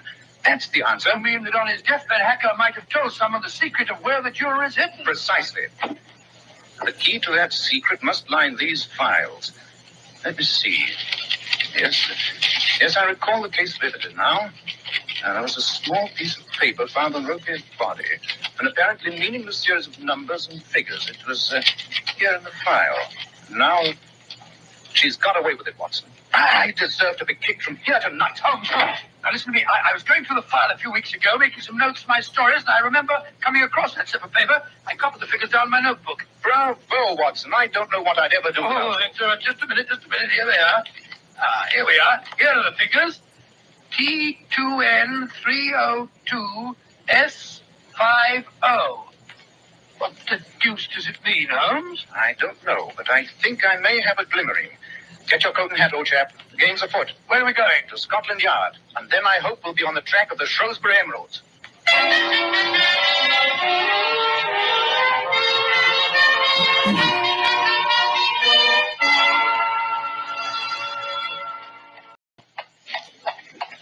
I say, Holmes, if you don't want to talk, you might at least tell me why we're driving about in this dreary part of London. I don't care for it at all, especially at dusk. Sorry, Watson. I was thinking. Inspector Lennart has just informed me that he's unearthed a new clue in the case. Oh? It seems that when Rothier was hiding from the police, he worked for a time in this neighborhood. Oh, where? At a place known as Gaunt's Castle. It's somewhere here off the Mile End Road. Apparently it's a sort of museum, run by a certain eccentric man named Jezra Gaunt. Its main claim to distinction is that it contains a catacomb, or to be precise, several catacombs. Extraordinary thing. An ideal place to hide stolen jewels, I'd say. Catacombs? Here in London? Impossible. Not at all, Watson. But I thought they were vast underground tombs only found in Italy. These are reputed to be reproductions of the early catacombs of Rome. Good gracious me. Apparently, Mr. Gaunt found these deep underground caverns some years ago, and their natural contours made it possible for him to convert them into a modern counterpart of the Italian ones. All right, cabby. This is the place. All right, Governor. There you are. Keep the change. Thank you, Governor. Come on, get up. So this is Thorpe's castle. Quite interesting place. Like a prison. It's getting dark. Why can't we come back in the morning, Holmes? I think there's somebody watching us through the peephole in the door. Yes, there would be. Uh-huh. He's opening it. Good evening, gentlemen. You're late. I was just locking my museum up for the night. You're Mr. Jethro Gaunt? Yes, sir, at your service. My name is Sherlock Holmes, and this is my friend, Dr. Watson. How do you do, Mr. Gaunt? Mr. Holmes and Dr. Watson? Well, this is a great honor. Please step inside, gentlemen. I'll turn the gas up. There. I hope you'll find the castle, as I call it, interesting. Mr. Gaunt, time is vitally important. Some 3 years ago, you had a man working for you as a laborer. His name was Routier. I can't recall any man of that name, Mr. Holmes. He was a Frenchman, Mr. Gaunt. Does that mean anything to you? Oh, I'm sorry, but in this part of London, there are many foreigners, and many of them have worked for me. But, This man Routier was a jewel thief. He is known to have hidden some very valuable emeralds, and it seems quite possible he may have hidden them here. Dear me, stolen jewels in my catacombs, Mr. Holmes? Oh, no, I want you to give us your permission to deduct a detailed examination of your caves and to take some measurements. Yes, of course. What an extraordinary coincidence. Coincidence? Yes.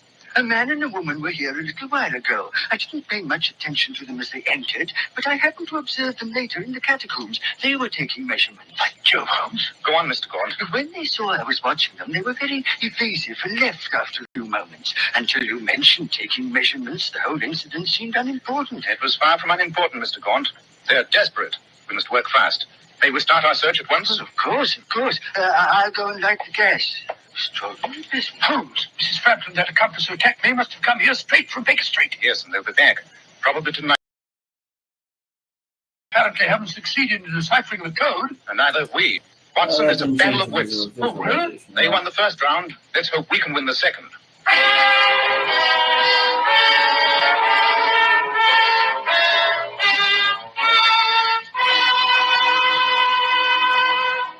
Dr. Watson will continue his story in just a moment. In the meantime, I'd like to say, and just see if you don't agree with me, any man who wants that modern, prosperous appearance should certainly use a hairdressing. And men, I'm right here to tell you I wouldn't use anything else but Kreml hair tonic. Do you know why? Because Kreml is one hair tonic I've been able to find that really keeps my hair well groomed. Every hair neatly in place. Yet it never has that greasy, plastered down look. Kreml always feels and smells so clean on your hair. In addition, Kreml does lots more than just keep hair looking handsome. It relieves itching of dry scalp. It removes dandruff flakes. Kreml actually helps condition the hair, in that it leaves it feeling so much softer, easier to manage. Why not ask for an application of Kreml at your barbershop? Buy a bottle at any drug counter. Just see how attractive looking it keeps your hair. That's right. It's spelled Kreml, Kreml Hair Tonic.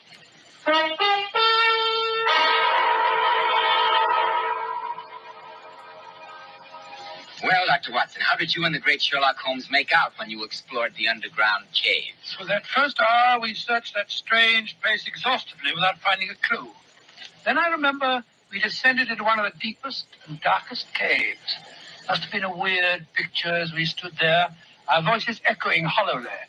A vast black chasm yawning in front of us, and a feeble flicker of gaslight throwing a pool of light on the piece of paper which Holmes held in his hand. Watson, I'm certain the figures on this paper are the clue to the missing emeralds. But why can't I get the code? T2N3O2S50. They might be facing direction. Obviously, but beginning where? I don't know, but 2N could be two places north. Still, how about T and O? The T being the first letter is presumably the starting point. But what does it stand for? But of course, here's the answer. Look here on the wall. You mean that colored tablet? Yes, it's a common early Christian symbol known as St. Anthony's cross, and it's also the Greek letter T. Starting point T is the first letter in this code. Then comes 2N. Let's try it. 2 paces north. So, Then comes the letter O. It could It could mean 0. Yes, it could, old chap, or it might be... No, I had it. Remember that Routhier was a Frenchman. What's that got to do with it? The French word for west is ouest, spelled O-U-E-S-T. French compasses have an O where ours have the W. 2 paces north, 3 O, 3 paces west. See if Gaunt will lend us a spade, Watson, dear chap, will you? We're getting warm. We're getting decidedly warm.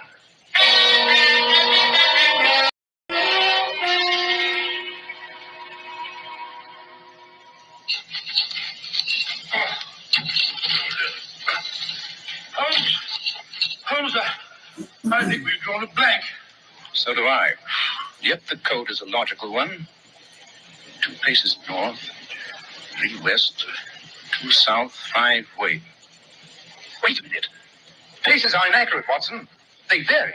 A man would surely leave his records in carefully measured feet. Here's a tape measure. Why don't you try measuring it out in feet? Thanks. Now, 2 feet north, 3 west, 2 south, and 5 west. Would be here. Give me the spade, Watson. I'll do the digging this time. Oh, thanks very much.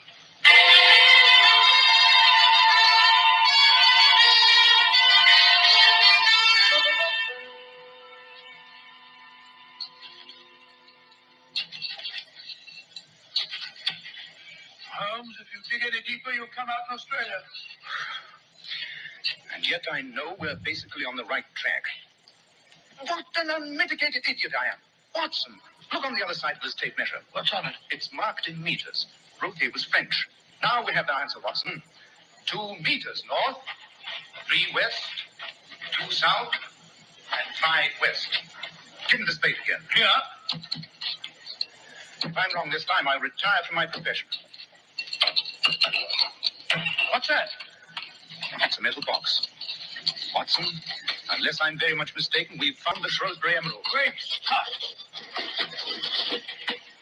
Box a little tarnished, a little rusty, but its contents are undamaged. Look at these emeralds, All right, Watson. let's just go ahead Aren't and they jump into exquisite? In this gaslight, they look just like liquid jade. Quite a poet, aren't you, Dr. Watson? Oh, hello, Mr. Gaunt. You quite startled me. We've found the treasure. I'm so glad, gentlemen. You've done the hard work for us. Look out, Watson, it's a trap. Come back here, Holmes. Drop that revolver, Gaunt. I missed your friend, Dr. Watson, but I won't miss you. Stand where you are. In any case, Mr. Holmes can't get away. Fortunately for us, he's run into a cave from which there is no exit. Gertrude, Alfie. Here we are. You find it, Jessup? Yes, my dear. Clever of them, wasn't it? I doubt whether we could have solved the code without their help. Scoundrels, I wish I'd get my hands on you. Dr. Watson, surely you're in no position to threaten. The 3 of us are armed, and your friend can't help you. Mr. Sherlock Holmes, come out of that cave with your hands up. We've won the final round. Not while I have the emeralds, you haven't. What the heck is that? Blast it. It seems to me, Dr. Watson, that Mr. Holmes is being unusually stupid today. Be careful, Holmes. Stop here. Holmes! Holmes! Dear me, I'm afraid your friend's been injured, Doctor. Let me go to him. I'm a doctor. I'm afraid I can't trust you. However, I'll tell Alfie This to is drag gonna his be body out here. Alfie! Never mind about Alfie. I just counting one of the 4 I shot Mr. Rhodes. That voice, it's stuttering Steve Hacker. It can't be. Steve Hacker's dead. That's what you think. But he ain't dead. I bribed the prison doctor and his knife. Remember, I'm in the dark. You can't see me, but I can see you. You're standing in the light. So you better do like I say. Dr. Watson. Yes, Hacker, what is it? I remember you. You ain't a bad sort of a text assistant. I trust you more than these rats. If you don't want me to shoot, you'd better drop your revolvers at Dr. Watson's feet. I'll trust him. Go on, drop them. You better do as he says. I think he means business. All right, Hacker. Here. Now yours, Gertrude. There. Pick him up, Dr. Watson. I've got him. Splendid, Holmes. Then hand me one. But Holmes, where's Steve Hacker? Aside from the fact that he's dead, I have no idea, old chap.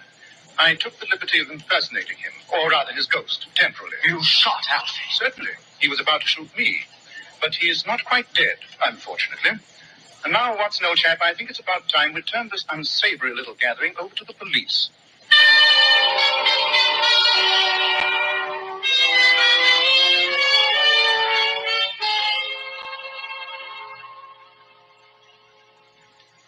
Watson, it's rather pleasant to be back in Baker Street. It's been a tiring day. You know, Holmes, the way you imitated stuffing Steve Hacker was amazing. Oh, thanks awfully. Oh, not at all. You had them completely fooled. Of course, I saw the whole thing immediately. Oh, of course. You're very clever, though. You shot Alfie and then faked your own wounded crones. Yes. Easy, whatever. It was remarkably effective. And Alfie's subsequent confession confirmed my suspicions. Hacker, ill and afraid of dying, talked with Alfie during his recent stay in Dartmoor and told him to find the booty and share it with Hacker's wife.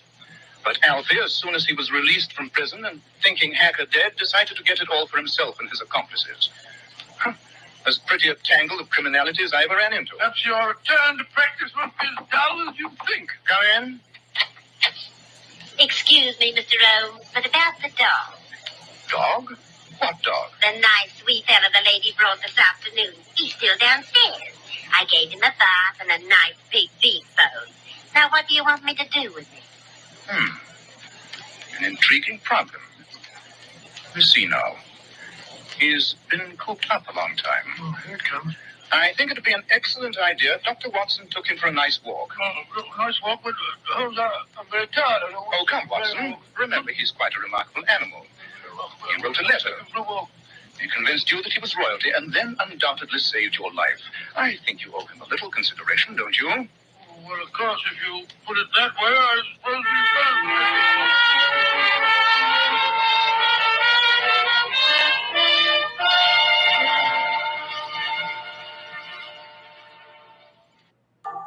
Well, Dr. Watson, now what about the Copper Beeches? It was a cold, gloomy morning in early spring. We were sitting on either side of a cheery fire in our rooms in Baker Street. Holmes had been silent and moody all morning, smoking his long cherrywood pipe, which usually displaced his favorite clay when he was in a disputatious mood. Altogether, he was in no sweet temper. Matches, where are the matches? Look at that confounded fog. What happens to all the matches in this house, I'd like to know? Oh, my dear Holmes, why not use the tongs and a live coal if you want to relight your pipe? No, I burned myself. For heaven's sake, Holmes, stop spluttering. I say something's annoying you. Why don't you get it off your chest? It's that latest book of yours. Sensationalism, Watson, rank sensationalism. You're always placing the emphasis on the crime. Crime, logic is rare. You should stress the logic. You've degraded what should have been a course of lectures into a series of tales. Now, really, Holmes, it's not logical. You're always complaining that crime is falling off. Say there are no first-class criminals left. Quite. And therefore, if you depend on the crime to hold your readers, you'll soon be a back number. Criminals. They've lost all their enterprise and originality. Mine is to be degenerating into an agency for recovering lost lead pencils and giving good advice to young ladies from boarding school. Advice to the lovelord, eh? Well, look at this. This note came in the Morning Post. The last straw, that's what it is. Here, read it. Jimmy, let me see it. Dear Mr. Holmes, I'm very anxious to consult you as to whether I should or should not accept a situation which has been offered me as governess. I shall call at 10:30 tomorrow if I do not inconvenience you. Yours faithfully, Violet Hunter. But it's almost 11 now. Exactly. She's late. Just like a woman. I say, Holmes, this must be the young lady now walking briskly up the street. Let me see. Brisk, purposeful manner, nice, bright, intelligent face. Yes, she's stopping at our door. There may be something in this case after all, my dear Watson. Yes, she's not the hysterical sort that makes a fuss over nothing. Shh, here she is. Come in. Oh, how do you do? This is Mr. Sherlock Holmes. Quite. And this is my colleague, Dr. Watson. How do you do? Won't you sit down? Thank you. I trust you'll excuse my troubling you, Mr. Holmes, but I've had a very strange experience. And as I have no relations of any sort to advise me, I thought I'd best come to you. I shall be happy to do anything I can. I've been a governess for 5 years in the family of Colonel Spence Munro. He's been transferred to Nova Scotia, so that for the last few months I've been without a situation. But the money I had saved began to run out. I was at my wit's end. Go on. Yesterday, I called at a well-known employment agency run by a Miss Stoker. When I arrived, the outer office was filled with young ladies looking for situations. I had to wait. I did so. After half an hour, my name was called out. Well, the door to Miss Stoker's private office was ajar. Seated beside her was a prodigiously stout man with a round, smiling face and a heavy chin. His eyes were like two little slits. Come in, my dear, come in. Mr. Rucastle, this is Miss... oh, yes. What is your name, my dear? Miss Hunter. Violet Hunter. Oh, yes, Violet Hunter. Capital. I couldn't ask for anything better. I'm sure you will do, Miss Hunter. I hope so, Mr. Rucastle. You're looking for a situation as governess. Yes, sir. What salary do you ask? Well, I had £4 a month in my last place. All right. £4. We're gonna try that out. We're gonna see what anyone could have the audacity to Amazon offer that does. to a lady with That is with such Amazon attraction, shenanigans such right there. accomplishments. My accomplishments may not be all you expect, Mr. Rucastle. A little French, a little German, music and drawing. My dear Miss Hunter, all that beside the question. The point is, are you or are you not a lady? Well, The answer is yes. A lady fitted for the rearing of a child who may someday play a considerable part in the history of this country. All right. Your salary with me, Break time, madam, quick. would commence at £100 a year. 100. Oh, Mr. Rucastle. Furthermore, it's my custom to advance my young ladies half their salary beforehand. Well, may I ask where you live, Mr. Rucastle? Hampshire, charming rural spot. The Copper Beeches is the name of the place, 5 miles north of Winchester. The dearest old house. And what would be my duties? One child, a dear little romper aged 6. Oh, if you could see him killing cockroaches with a slipper. Smack, smack, smack. 3 gone before you could wink. Well, my sole duty then is to take care of this child. Well, I'm sure your good sense would suggest that you obey any little commands which my wife might give. Well, I should be happy to make myself useful. In dress, for example. We're fatty people. Fatty but kind-hearted. If you were asked to wear a particular dress that we might give you, you wouldn't object to our little whim, eh? Why, no. Or to sit here or there. That wouldn't be offensive to you? Why, no. Or to cut your hair short before you came to us? My hair? Yes, it's quite essential. It's a little fancy of my wife's, you see, and ladies' fancies, my dear Miss Hunter, they must be consulted. But my hair? Oh, no, I couldn't. No? What a pity. In that case, Miss Stoker, I'd best inspect a few more of your young ladies. Good day, then, Miss Hunter. I'm afraid you must consider yourself struck from our list. You can hardly expect us to exert ourselves to find another such opening for you. But Miss Stoker... Good day, Miss Hunter. Just a minute, Miss Stoker. Let's not be too hard on the young lady. After all, my request was a bit sudden. Perhaps, Miss Hunter, you'd like 24 hours in which to consider the matter. And in view of the fact that you have particularly beautiful hair, I might be willing to raise the salary to £120 a year to recompense you for our little eccentricities.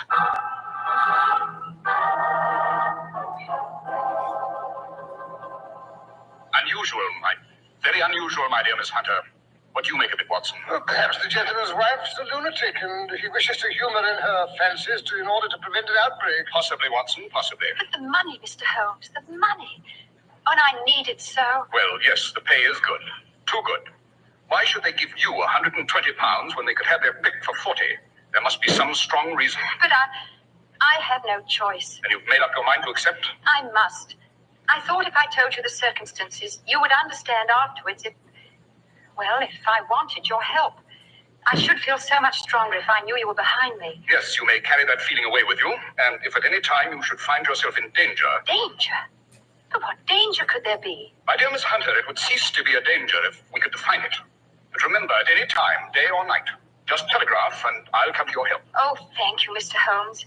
Thank you.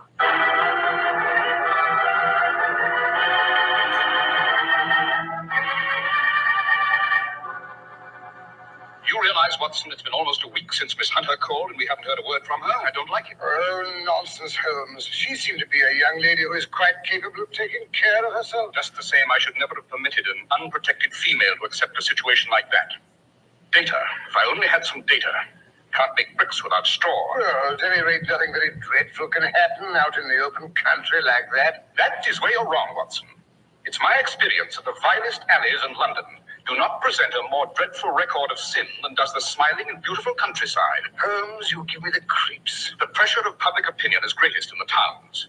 There's no lane so vile that the scream of a tortured child or the thud of a drunkard's blow does not beget sympathy and assistance from the neighbors. But the countryside, my dear Watson, filled with its lonely houses, think of the hellish cruelty, the hidden wickedness. Had our young friend gone to live in Winchester, I should not have this fear for her safety. It's the 5 miles of country which make the danger. See what that is, Watson. Yes. Thank you, Mrs. Hudson. It's a telegram for you, Holmes. Give it to me. It's from Miss Hunter. Well, what does she say? Come at once. We'll meet you at the Black Swan Hotel, Winchester, 3 this afternoon. And at my wit's end, don't fail me. What do you suppose has happened? Hurry, Watson. We have no time to lose. There's a train from Waterloo Station in half an hour. If only we get to her in time.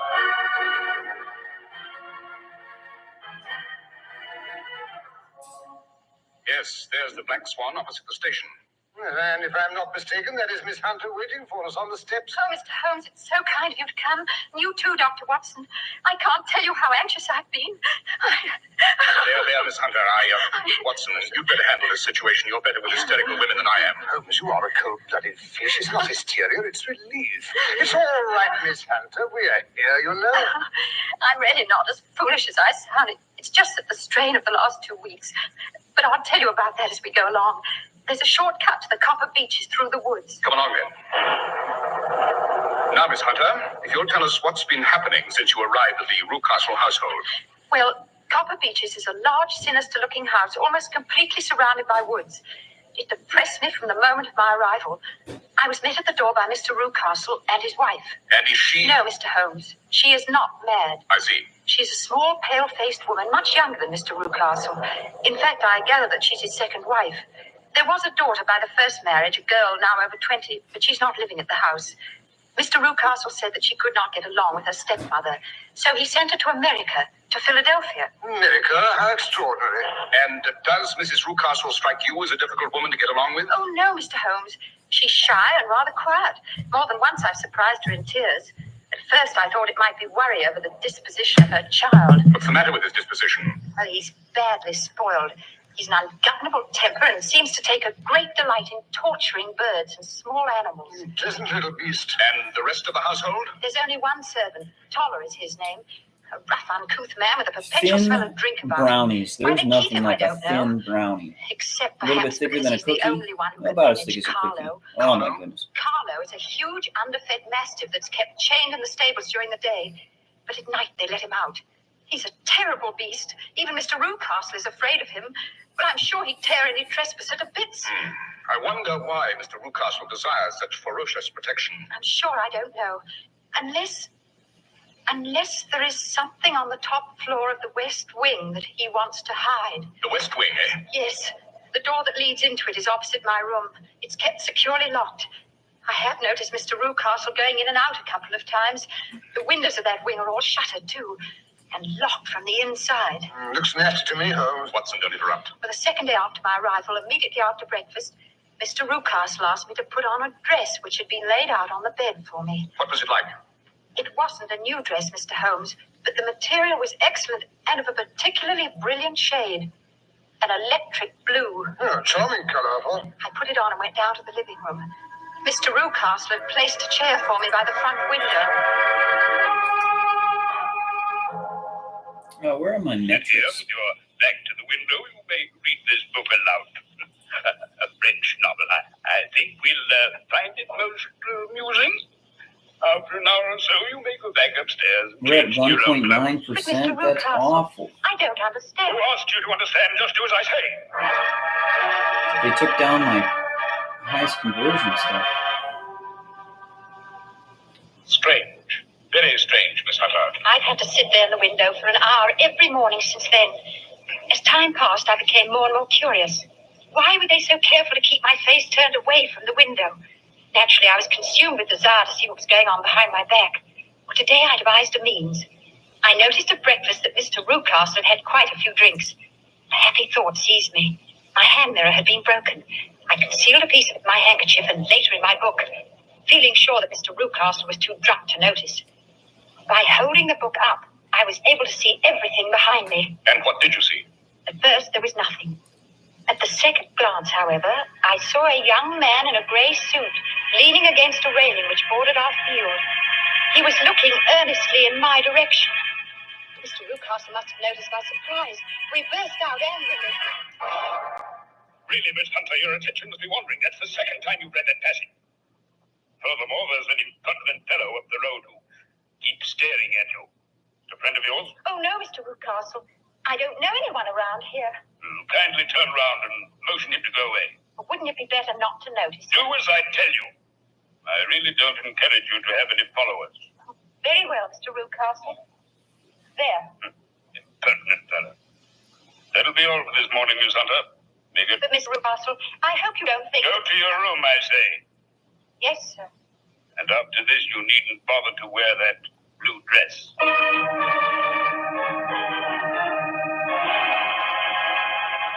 It was Holmes, but on the way upstairs, I noticed that the West Wing had the key still in the lock. Newcastle must have been drunk to get that, eh? Quiet, Watson.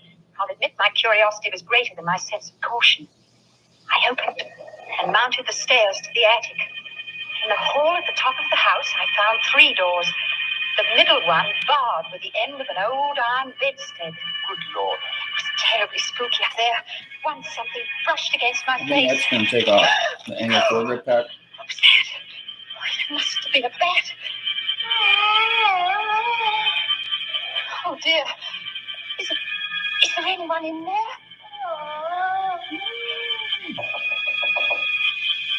Who's there? Can I help you?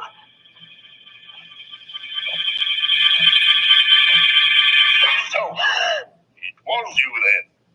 I thought it must be when I saw the door open. Oh, Mr. Rucastle, I'm so frightened. My dear young lady, what frightened you? Well, I was foolish enough to come into this vacant wing, but it's so lonely and eerie, and a bat swooped down at my face. Is that all? What else could there be? Why do you suppose I keep that door locked? Well, I'm sure I don't know. It's to keep people out who have no business there. You see? But I'm sure if I'd known... Well, you know now, my dear young lady. And if you ever put your foot over that threshold again, I'll throw you to the mastiffs. Throw you to the nasties. Love that. Dreadful experience. Mr. Holmes, I feel sure there's someone locked in that room. Someone who's unhappy. Perhaps 26% tortured. down. That sucks. Oh, good heavens, it's almost 5. Sorry, we're going to do I promised better. to be back by 6. Coming up. Mr. and Mrs. Rucastle are Figure going it out. out. Mr. Rucastle should discover where I've been. You've acted like a brave and sensible girl, Miss Hunter. Yes, indeed you have. Dr. Watson and I will hang around until the Rucastles have left. Well, that should be around 7. Good. I don't imagine the mastiff will be let loose until they return. Oh, no, Mr. Holmes. It would be too dangerous for them to get back to the house. Excellent. We'll hope that Toller's still drunk.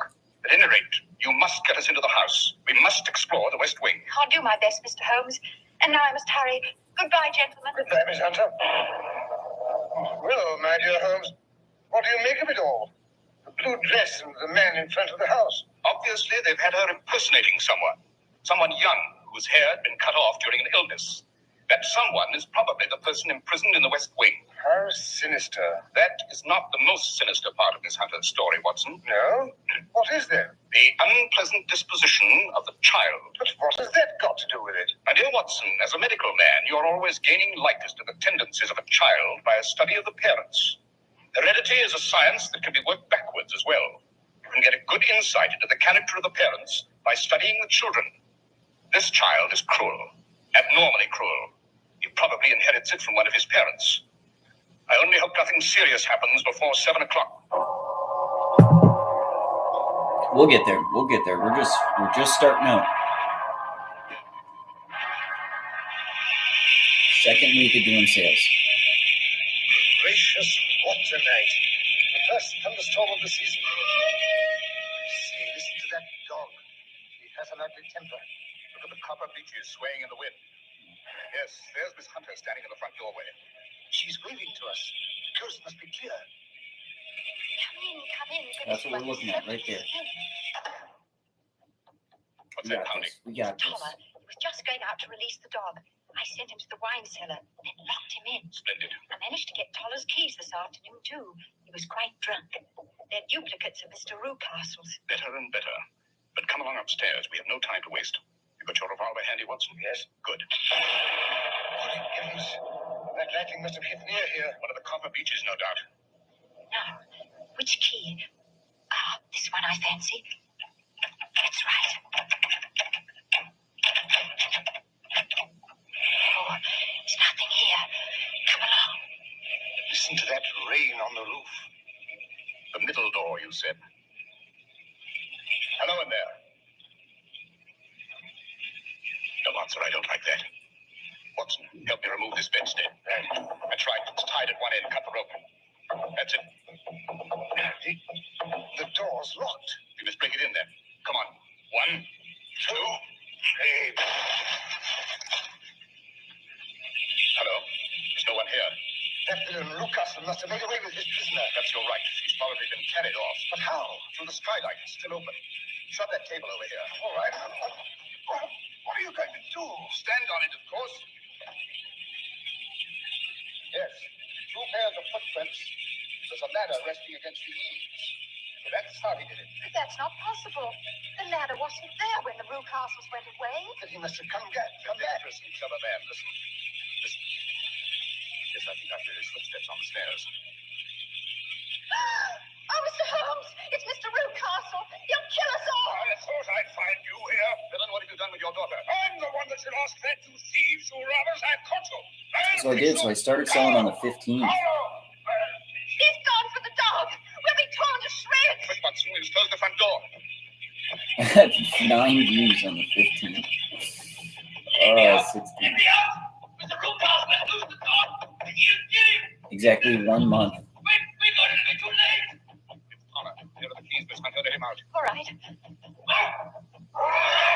Had our first sale. It's Carlo!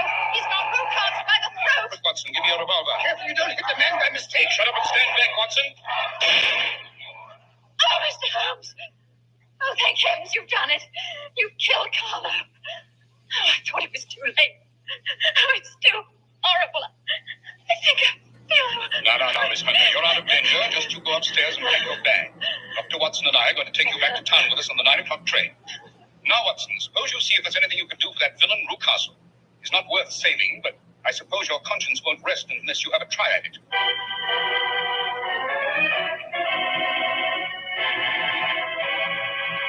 Also, we just had that double order that and that then it just took off. What were you and Sherlock Holmes doing down there, Dr. Watson? Recuperating. Holmes had spent a particularly active autumn solving 3 dangerous and exhausting cases in rapid succession, and a vacation was indicated. I had visions of basking in the south of France or sunny Italy, but not Holmes. He elected to return to the small cottage near Pont du Bay, which we had occupied once before. During the adventure of the Devil's Foot, if I'm not mistaken, Doctor. Right. Now, the bays and inlets of the Cornish Peninsula are green and sheltering in the sunny summer weather. But in December, the blustering gales whipped the surge-swept reefs and black and sinister cliffs. Well, one particularly violent morning, Holmes and I were ensconced on either side of the fireplace. Holmes was engrossed in a consignment of books on philology, which had just arrived from London.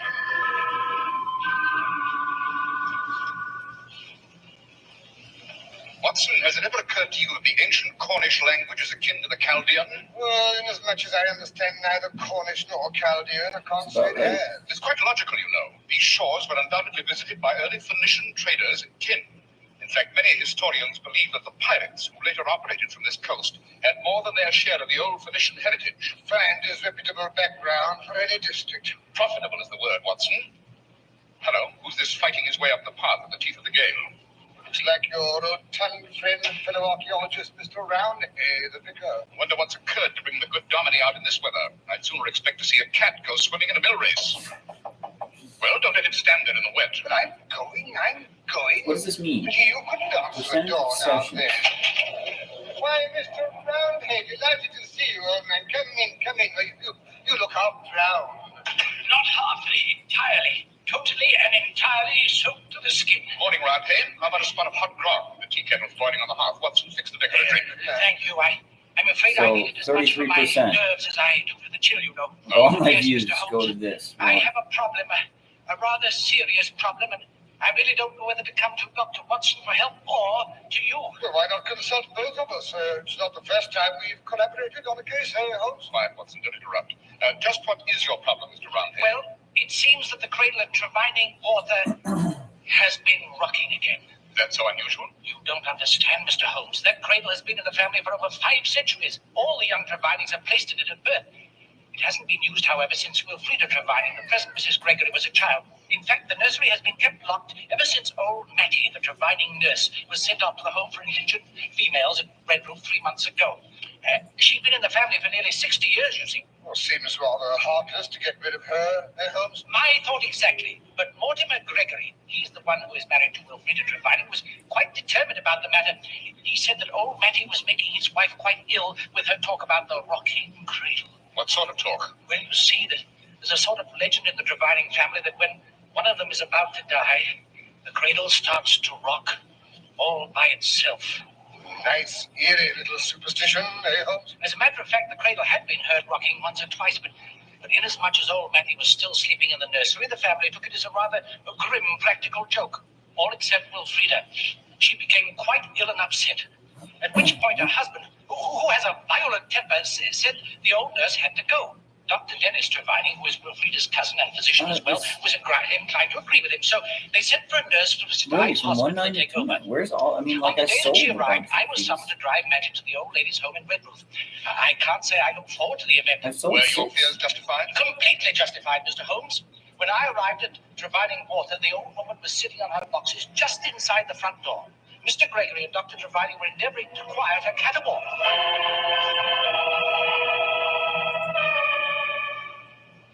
Calls herself a nurse, does she? What does she know about bringing babies into the world? I've given 3 generations of Trevinings the whack that drove the breath of life into their bodies. After all, Mattie, I am a doctor. When Wilfrida's baby arrives, I expect to be on hand too, you know. You a doctor?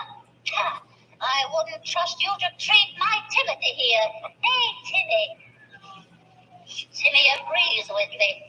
He may be a cat, but he knows as much about what's going on around here as I do. That'll and that's do. plenty. Mattie, that'll do. You've had enough trouble already. You've upset my wife so that she's had to take to her bed. Me upset, Miss Wilfrida. My Miss Willie that I taught to walk and play patty cake and eat a porridge like a good girl. It's not me that's made her sick. And what's more, if any harm comes to her, I'll put a curse on this house. 10 miles That's of right. moorland between here and Redroof. I'll come back and rock the cradle somehow. And you know what that means?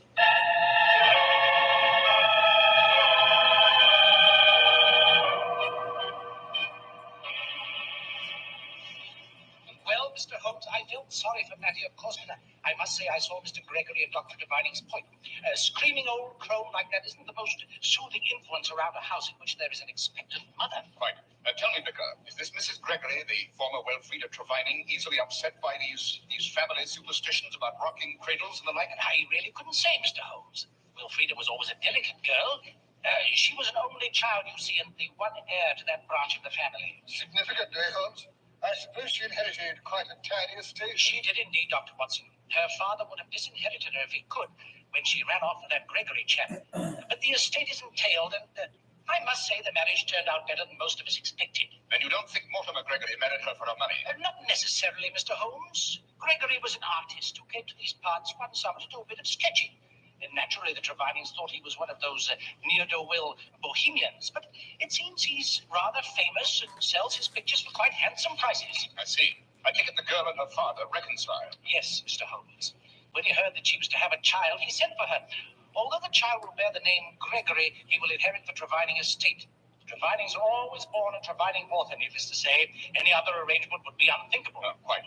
Wilfrida Gregory and her new husband came back as soon as possible after receiving her father's letter asking for reconciliation. 1 week after the return, old Mr. Trevining was dead, and Wilfrida had inherited the estates. I take it her father's death was sudden and unexpected. Oh, quite That's even unexpected, worse. Mr. Holmes. That's He'd been as fit as a fiddle up to Wednesday night. Thursday, shortly after his mid-afternoon whiskey and soda, he complained that his mouth and throat felt sore.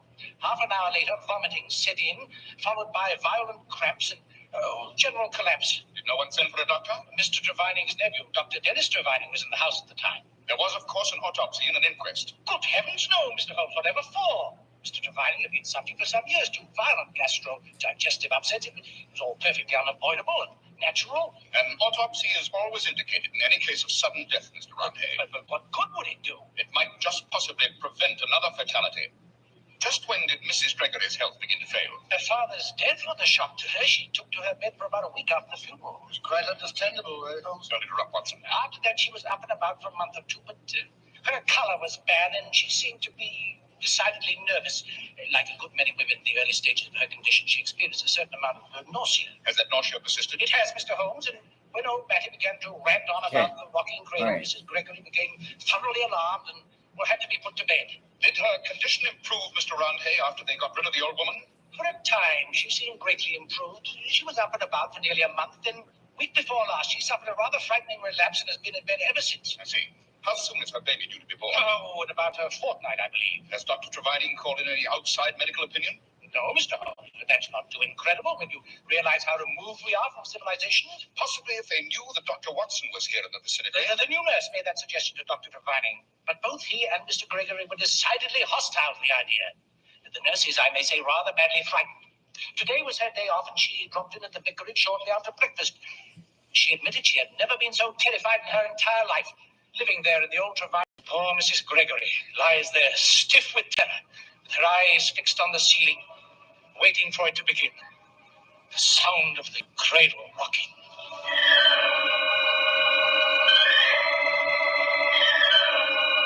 Two hours in.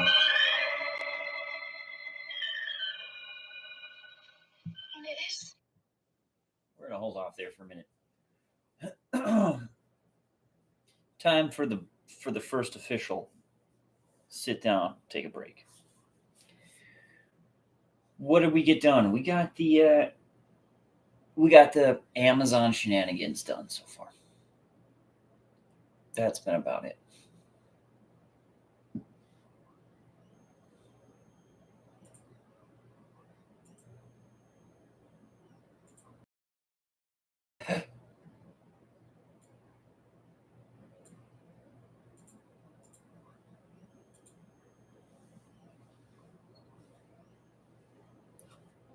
It says here we're going to jump into some product design and manufacturing. We are already on to the manufacturing aspect of it.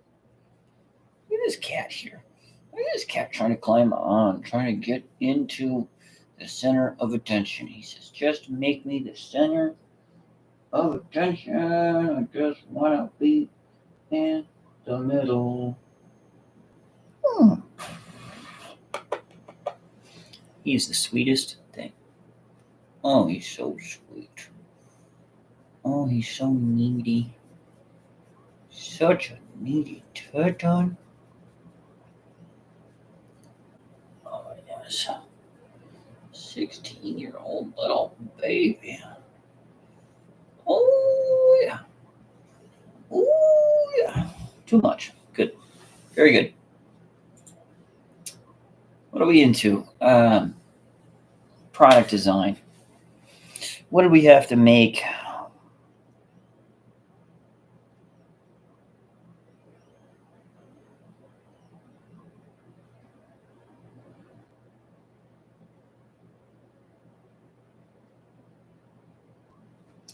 I can't believe they stopped my hand stop. It just breaks my heart.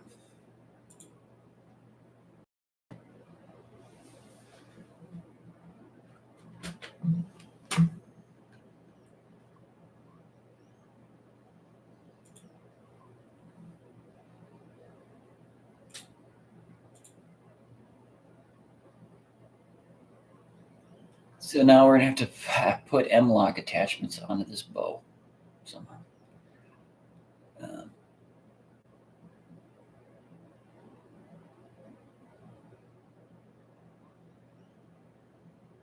What did I title that? That one.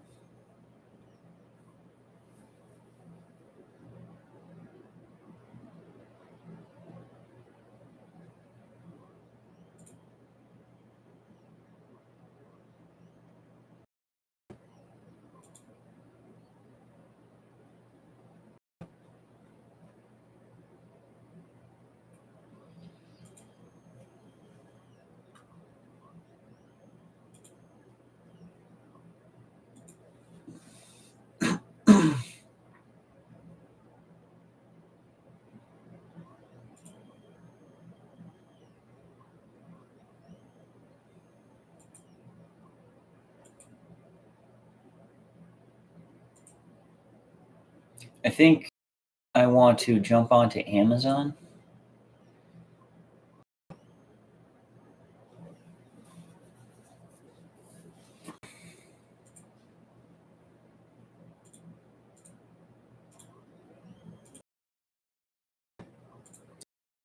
Jump into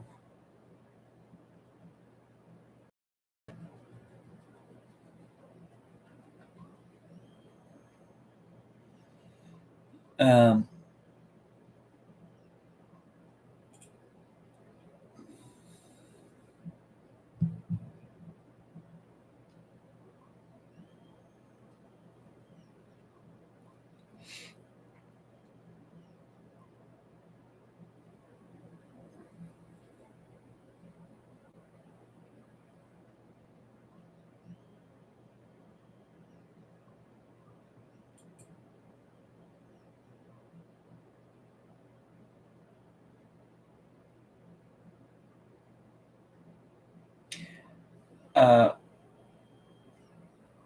we're going to jump into see how we can get our product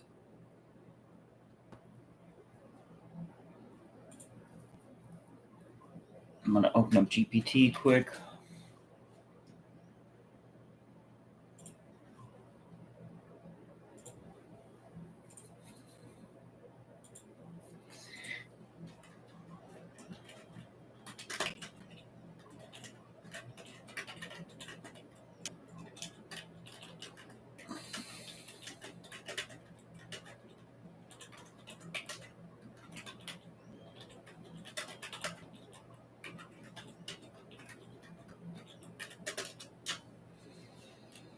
All right, new Amazon. All right.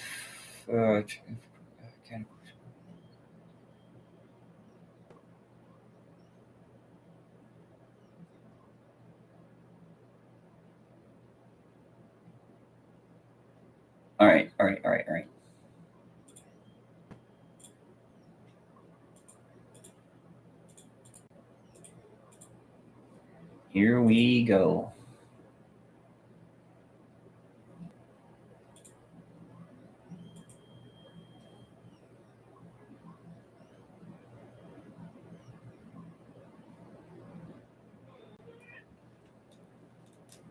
Um,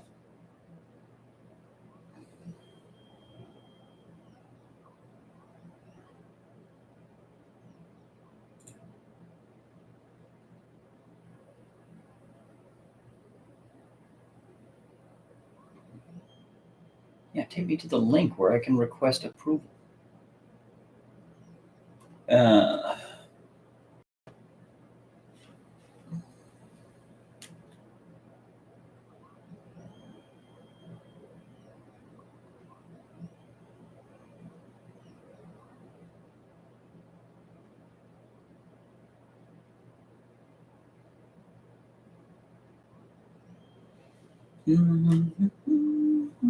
All right, let's just jump into here.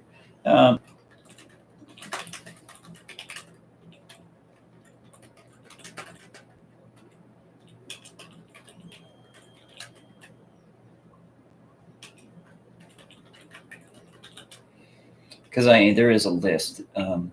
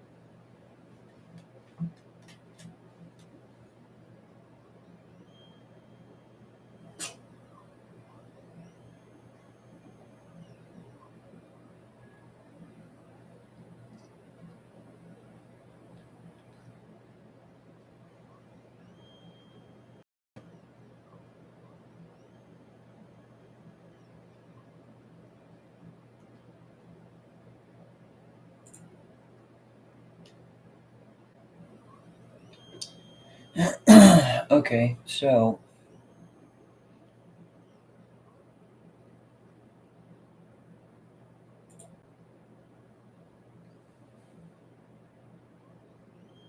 gun grips, generic automotive. You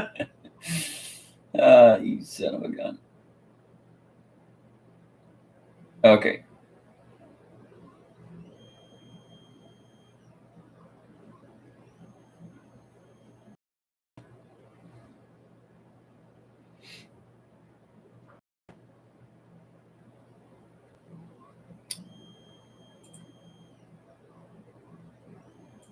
Okay, so I can't do a catalog.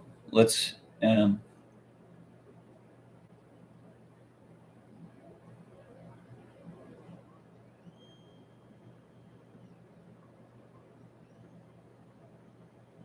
what do I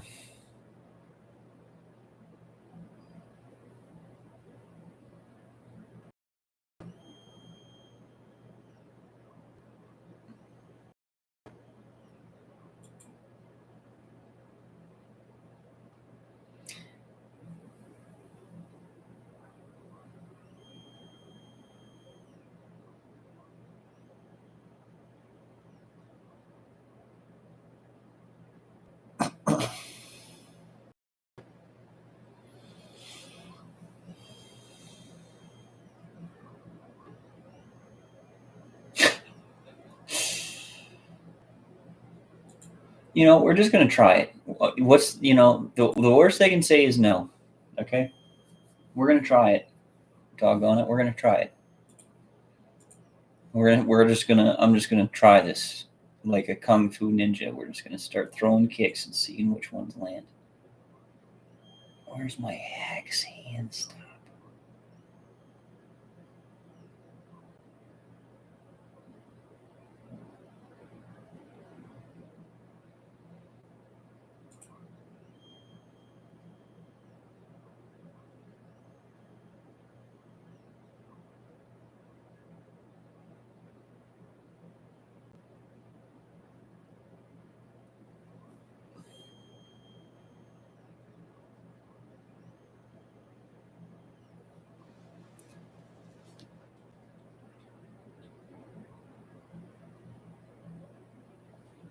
What am I in? 4.9. Should be in here.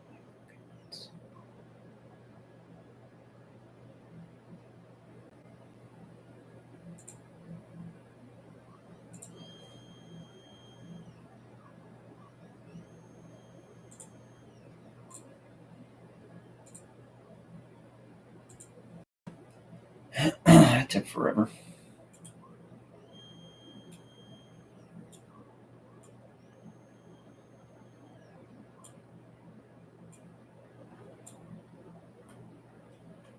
All right, let the BS begin.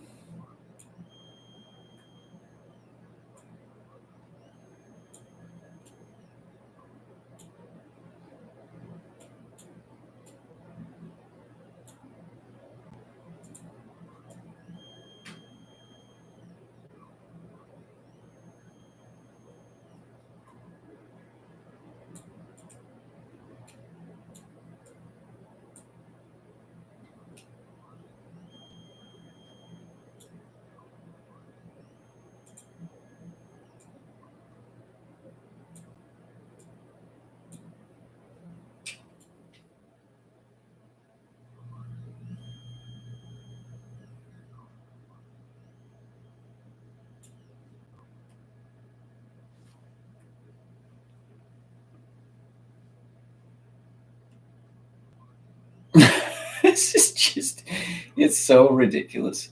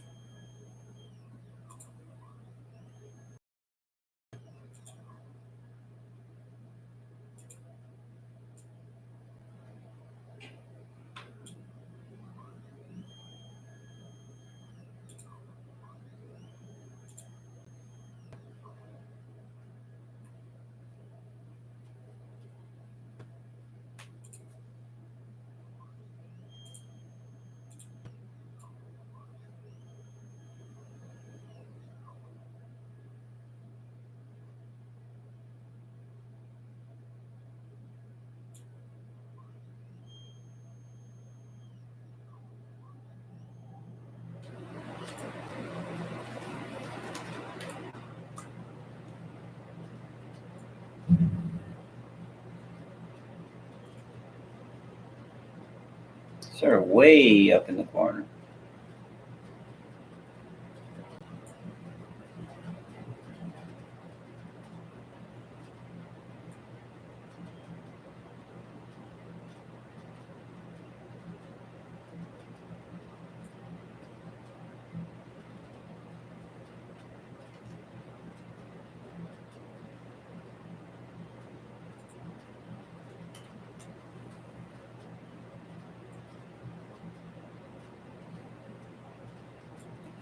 All right, very good. I hope this works. I hope it works. We're going to try it. God darn it, that's not what I want. What do we need? All right, so that's for the hand stop. And now, this is fucking ridiculous. How are we going to put these?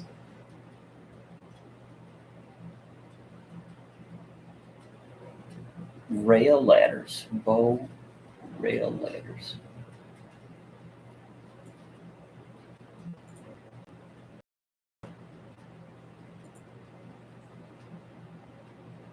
All right, so we need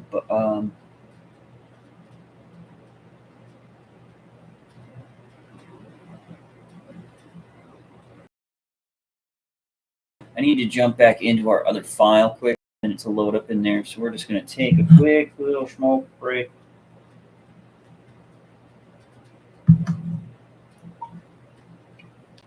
Kind of under the radar a little bit. Baby's here for it. He loves it. He's a baby. Oh, what a good life. Oh, what a good life. Oh, he's so precious. Oh, you're so precious. Oh. Kiss your face, kiss your face. Cheers to you. Thank you so much for being a part of the stream in the future. Whatever day, whatever year, whatever timeline, wherever you're at in consciousness, cheers to you. You're welcome at my fire at this point in time.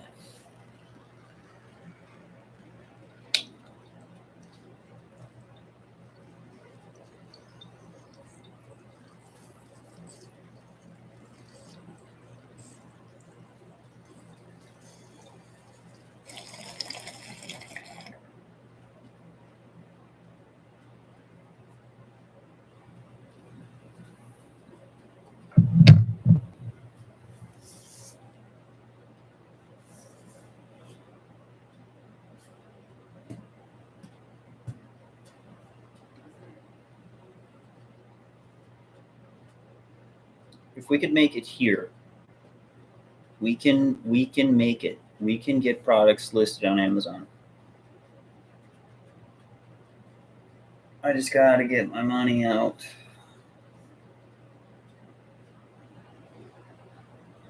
Gotta keep the internet on. Gotta make a house payment.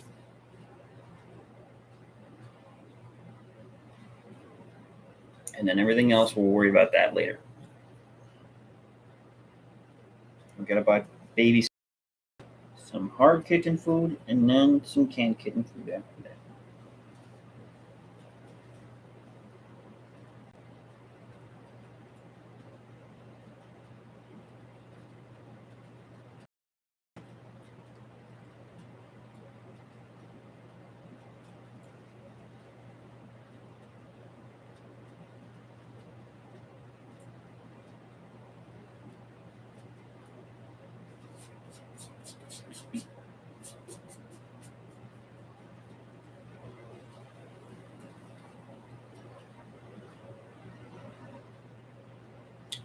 I'm looking for this piece.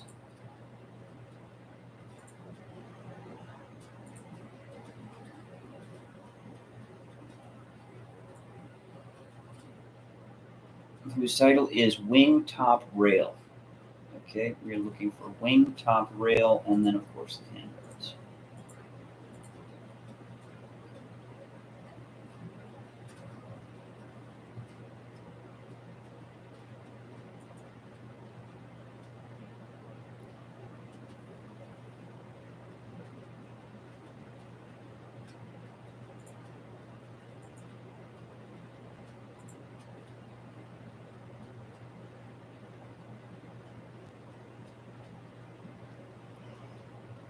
Oh my goodness, let's just jump back into Sherlock Holmes.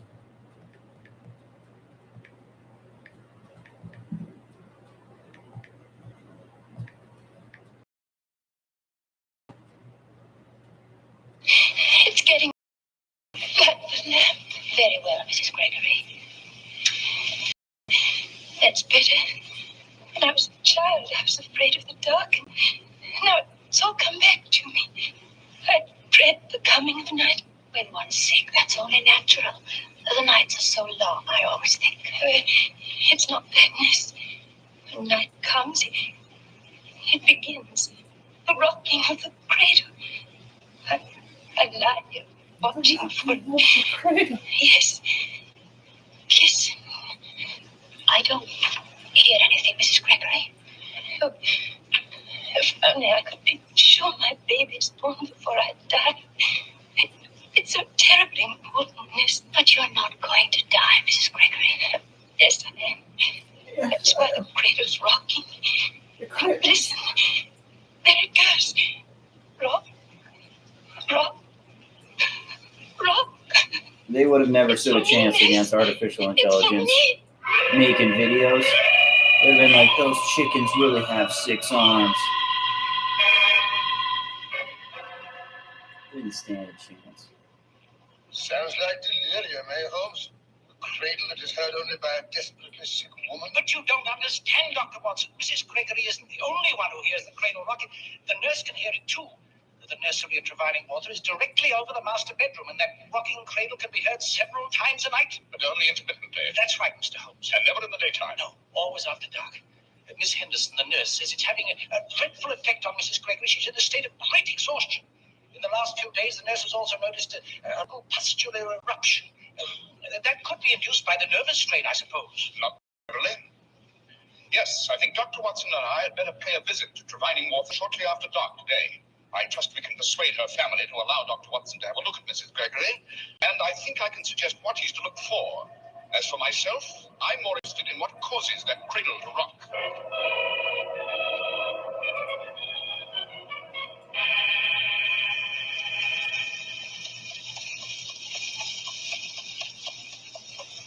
Did you have to drag us out in this beastly weather, Holmes? Besides, it's also dashed irregular, contrary to medical, you know.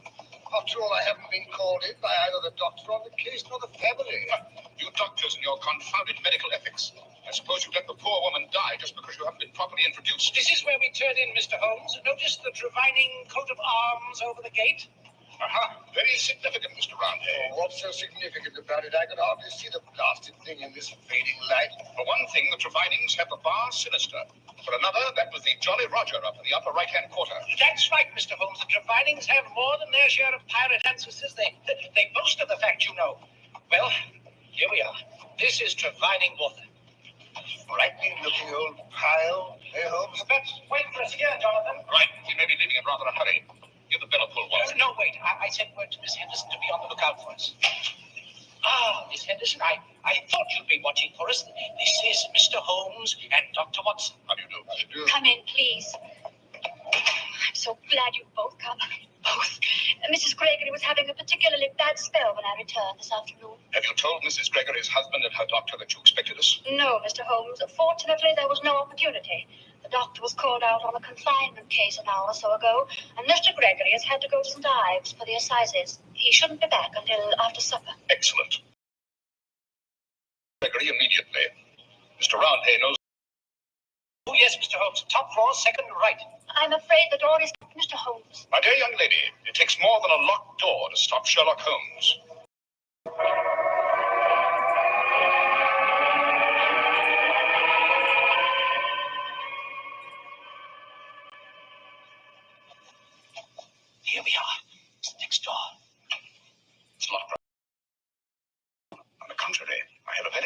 Jemmy that I acquired in apprehending a certain famous cat burglar. Quite a breeze coming through the keyhole. You mean you're going to pick the lock? May take a moment or so. Well, I do guns and catches as at it. I don't know what my flock would say. Mr. Holmes, did you hear that? There it is again. It's inside the nursery. Yes. Yes, it's the cradle right above. But it's rocking. It's rocking in there all by itself. It's not just a superstition. Confounded, this lock must be rusty. No, here it comes. Blasted, did it have to make that noise? Easy now. You open the door. It's so dark in there. Give me the candle, I'm going in. The room is empty. Completely empty. But look here, the cradle's still rocking. And feel the mattress. It's still warm. Good Lord, what was that? Branch of a tree scraping against the window. Yes, it's broken one of the small 5-inch square panes of glass, and that explains where the draft came from. It also explains something else. Yes, interesting. Very interesting. Who let you in this room? Ah, Mr. Gregory, no doubt. I am Sherlock Holmes. What in blazes do you think you're doing here? Trying to solve the mystery of the rocking cradle. Rotten rubbish. Old wives' tales. I'll not have my wife upset by any more of that nonsense. You misjudge us, Mr. Gregory. We only want to save your wife and possibly your child. I don't need your help. Get out, both of you. Get out! With pleasure. I imagine Watson's had time to give the nurse full instructions, and we've seen all there is to see up here. Come on, Ranhay. We'll now ride over to Red Roof. The final piece to this puzzle is doubtless to be found in the old lady's home. You mean you're going to question Mattie? I trust you have no objections, Mr. Gregory. Objections? No, go ahead. You'll get nothing from her. Nothing at all.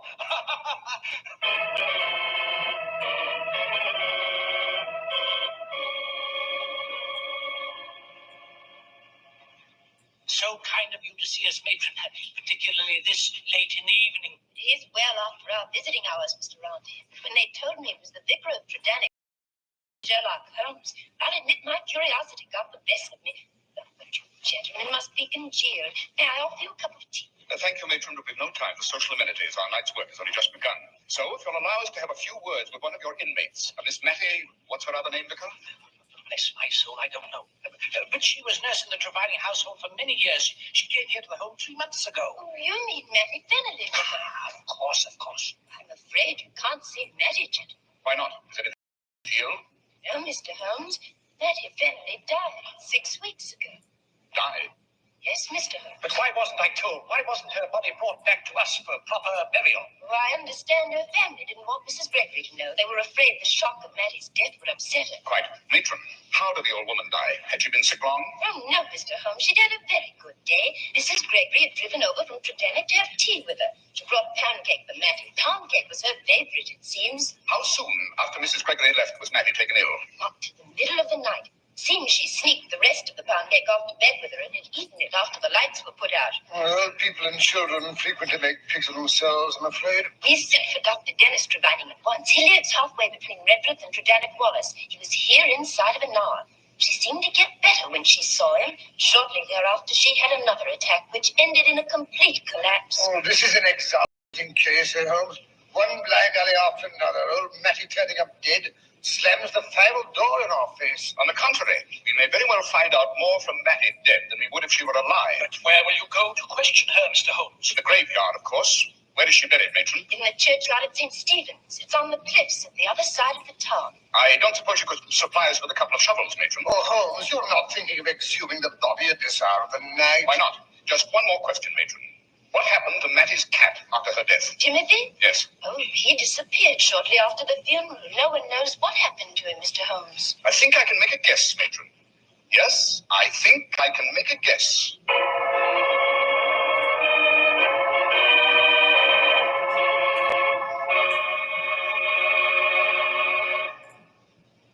Ask the millions of men who wear Clippercraft clothes. Ask the fine stores that make them available to you everywhere, from coast to coast. The reason there's so much talk about Clippercraft is that they're so extremely fine at the price of just ordinary clothes. It's a pleasure to discuss Clippercraft on this program because I know I do a good turn to every man listening in. Regardless of price, you've never seen finer tailoring, longer-wearing woolens, or more perfect fit. Suits are only $40 and $45. Top coats and overcoats are only $40. The famous Clippercraft plan makes all this possible. It concentrates the buying power of 924 leading independent stores across the nation. Get the savings that result from this group buying. Selling expensive clothes at inexpensive low prices at the nation's finest independent stores is the great big idea behind the Clippercraft plan. That's why men who know insist on Clippercraft clothes. So be sure to visit the Clippercraft store in your city. These leading stores in the metropolitan area are proud to add their names to Clippercraft in your suit, top coat, and overcoat. In Manhattan, Saks 34th, Broadway 34th, John Wanamaker Men's Stores, Broadway at 8th and 67 Liberty Street. In Brooklyn, Abraham and Strauss. In Newark, New Jersey, Boulevard Men's Shop, Kresge Newark. And in Jamaica, the B&B Clothes Shop, 16408 Jamaica Avenue. All right, just like that, we are in, continuing on.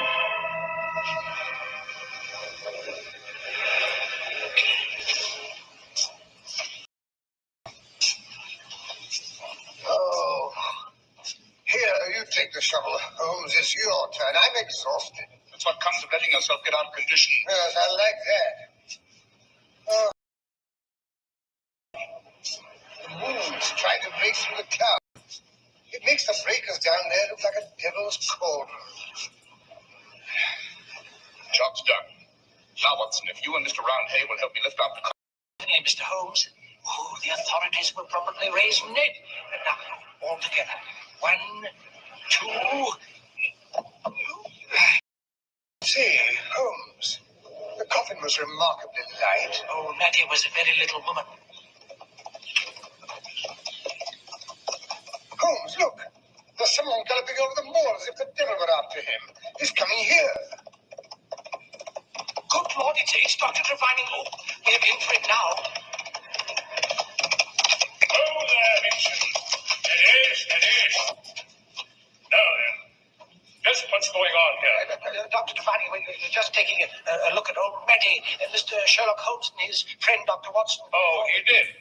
Busybody, meddler. I heard you came to Divining this afternoon and saw my patient without consulting me. And now this. I suppose you've got a permit for this. No, I can't say we have. We couldn't afford to take the time. Why not? We didn't want to give you the opportunity to finish off Mrs. Gregory the way you did her father and old Mattie. Finish off my uncle and Mattie? Why should I do that? Because you were determined to inherit the estate of Divining Water. If you had to kill off half the parish to do it. You're mad. There's no proof. The bodies are both decomposed. I wonder, would you like to help us pry off the lid of this coffin? Watson, hand me that chisel. I protest. This is monstrous. Not as monstrous as murder, Dr. Trevine. Now then.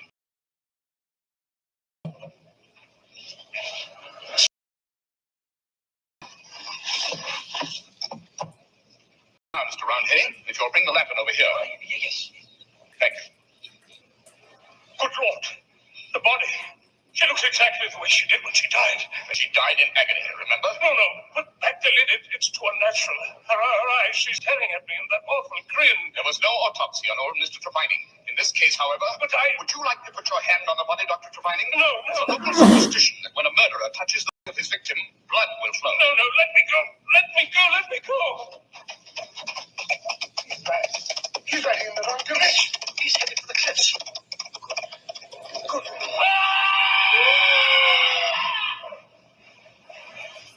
He rode right off the cliff. He rode the horse straight over the edge. They'll be smashed to death on the reefs. The Devil's Cauldron, as Watson called it, has claimed its own. Yes, the rocks on which his pirate ancestors wrecked so many helpless ships. I'm not surprised the sight of old Mattie's body unnerved him. Who would suspect that after 6 weeks there would be almost no signs of decomposition? I not only suspected it, Mr. Roundhay, I knew. How so? Dr. Dennis Trevine chose one of the few poisons that also tends to act as a preservative. I allude, of course, to tartar emetic, commonly called antimony.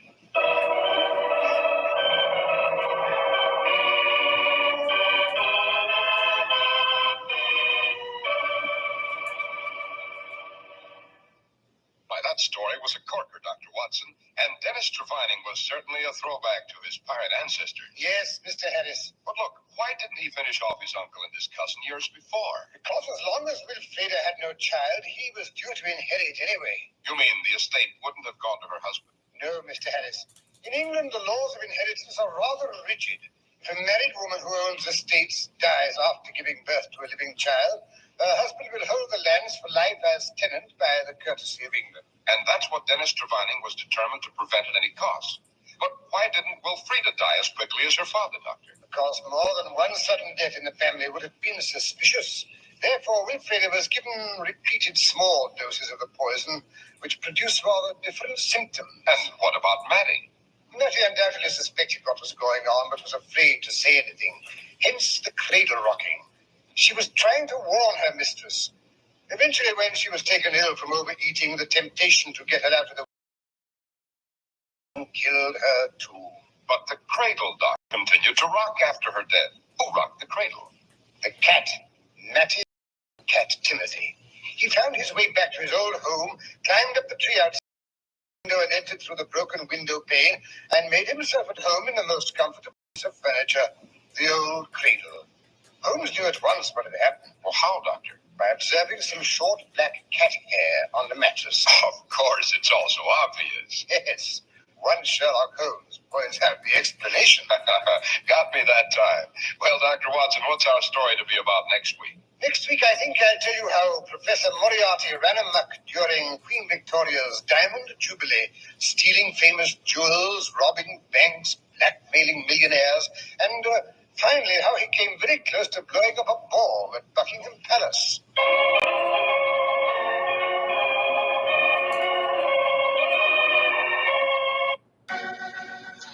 And now it's time to keep the weekly appointment with our good friend, Dr. Watson.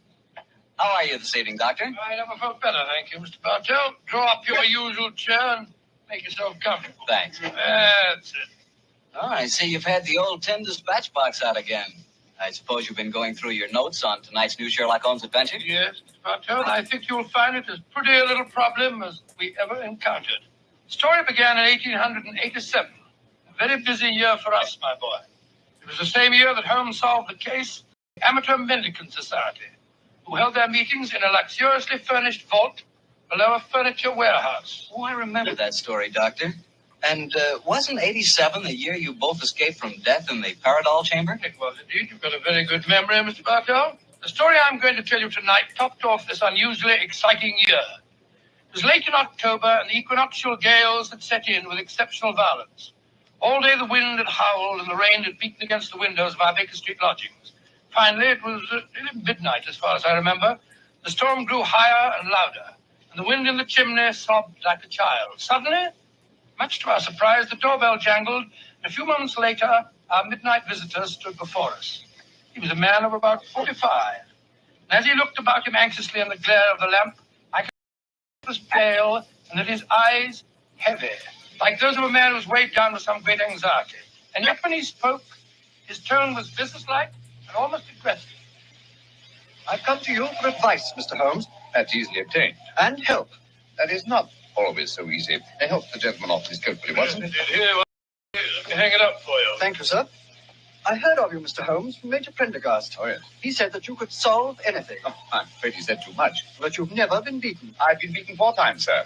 3 times by men and once by a woman. But supposing you sit down and introduce yourself. My friend's name is Watson, Dr. Watson. How do you do, sir? How do you do, Doctor?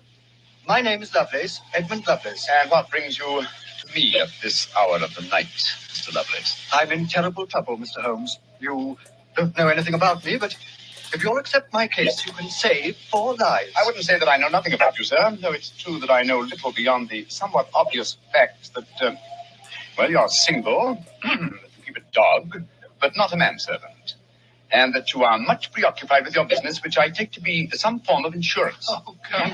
Oh, steady. Now, what is this? Well, Magic? I'll wager that my friend's right, though. Isn't he, Mr. Lovelace? Perfectly. Well, I'll be hanged if I can see how he knows. That's not a practical application of logic, sir. The briefcase that you carry might at first indicate a barrister or some other professional man, but your brusque, businesslike manner counteracts that suggestion. An insurance broker who must visit clients at odd hours is the likeliest man to combine that manner with a briefcase at midnight? But the wife and the manservant, and the fact that I'm preoccupied with my business. Your cufflinks don't match, sir. Each is from a different pair. That would suggest preoccupation, and it's a mistake that neither a wife nor a manservant would have allowed to pass. Yes, but how about the dog? Oh, surely that's obvious, Watson. Well, I can't see it. I shall let you ponder on that matter while Mr. Lovelace tells us his problem. Mr. Holmes, are you as interested in preventing a murder as in solving one? Naturally, I am, Mr. Lovelace. Even more so. But please tell me your story. I live with 4 cousins of mine in an old house in Camberwell. My grandfather left the house and a sizable fortune to the 5 of us on condition that we lived together and maintained a family unity.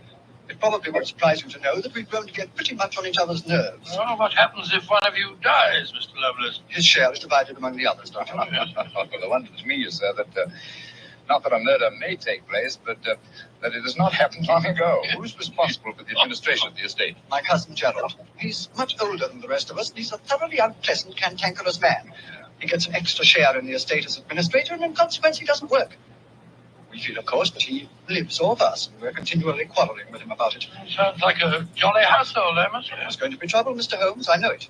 Gerald hates us, and he's jealous of our share in the estate. You spoke of preventing murder just now. Yet I can see that you've selected your cousin Gerald as the potential murderer. Am I right? Yes, you are. But don't think it's personal prejudice that makes me suspect him. You see what I have good just reason did there? for doing so. What reason? This evening, just before dinner, I helped Gerald off with his top coat and went to hang it up for him. As I did so, I heard a strange, metallic clink in one of his pockets. I slipped my hand inside it and found a hypodermic syringe and a small pile of liquid. I opened the pile and smelled it. Gentlemen, it reeked of bitter almonds. Cyanide, eh? Now, what did you do?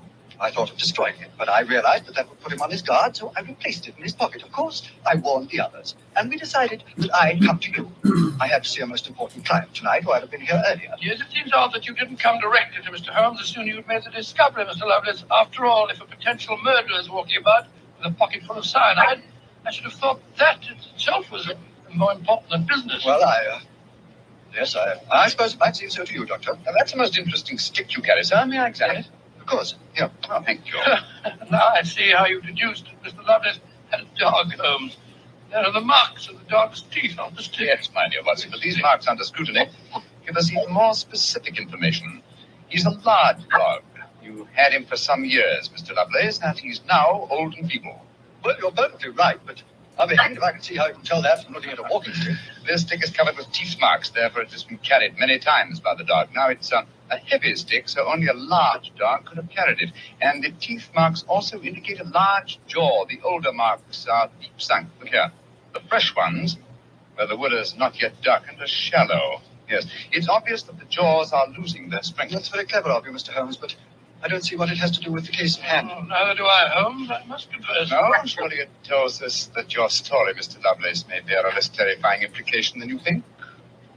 On the other hand, its implication may be even more terrifying. Though it's late at night, I feel that any further delay in this matter would be extremely dangerous. I suggest that you get a cab and come to your house in Camberwell at once.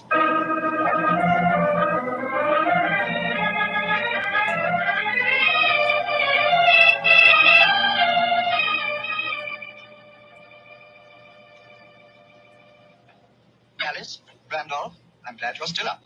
I was able to persuade Mr. Sherlock Holmes and Dr. Watson to come back with me.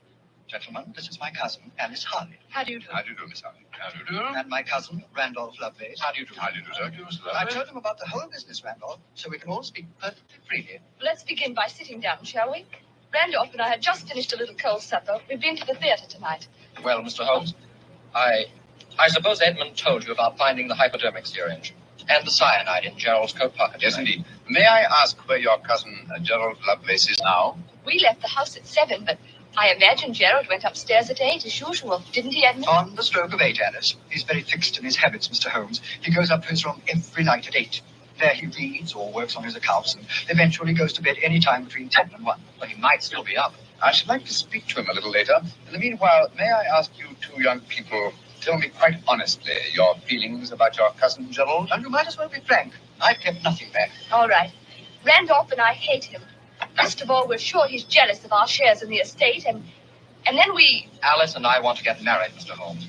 Gerald won't hear of it. But you're your cousins, aren't you? Only second cousins, Dr. Watson. Gerald is dreadfully conventional.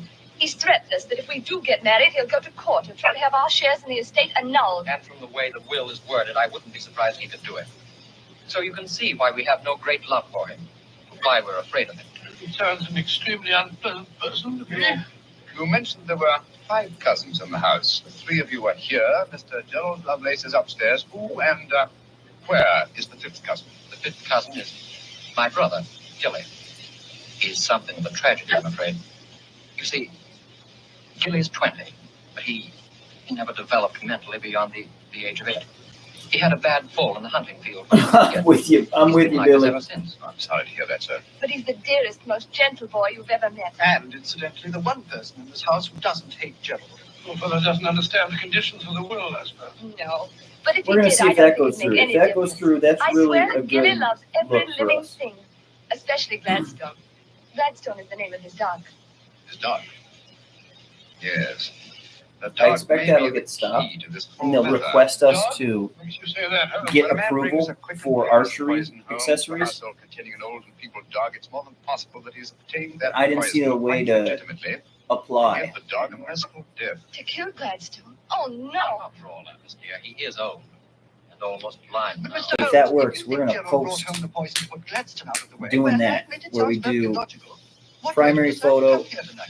secondary Yes, I dare photo, not and then we Yes. delete them. What you may have done Delete by the secondary including the photo, thought of leave the murder primary. in this situation. Where is your brother Gilly? In his room upstairs, asleep. I wonder if we might go up to him. I should like to talk to him if you don't mind. And after that, I want a few words with your cousin. Search Gerald words don't Lovelace. need to be approved. The secondary search words, so you can go in and edit that secondhand, and you can change it to hand stop. All the banned words that you can't advertise under, you can add them into your keywords. He's asleep, Mr. Holmes. Yes, with him with a dog in his arm. I'm afraid we'll have to waken him. Gilly? Gilly? It's all right, Gladstone. We're not going to hurt him. Gilly? Who is it? Oh, hello, Alice. Who are these men? They've come to take Gladstone away. Oh, no, Gilly, we haven't. Well, of course not, Gilly. We've just come to admire him. Your brother's been telling us what a fine dog he is. Oh, it's different. Isn't he beautiful? I just had such a wonderful dream about him. Such a wonderful dream. What was it, Gilly? Well, he was all young again. Just a puppy. He was chasing a rabbit across a cliff top. And I was running with him. Oh, Gladstone looked so beautiful. Didn't you, old boy? Of course you did. And you know, the rabbit went down a hole and Gladstone went down after him. And I went down after Gladstone. And we all had tea with the rabbits. Oh, so funny. They all had little green hats on. Hats with feathers. I wanted Gladstone to try one on, but he wouldn't. So sleepy. Come on, Gladstone. Let's go back to it.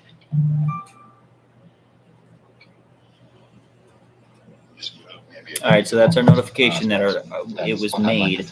Now it has to go through its approval. Words with your cousin Gerald. His room's at the end of this corridor. I'm afraid Gilly wasn't much I don't help to think you, it's Mr. instantly On the contrary, approved. young lady, he told me exactly what I wanted to know.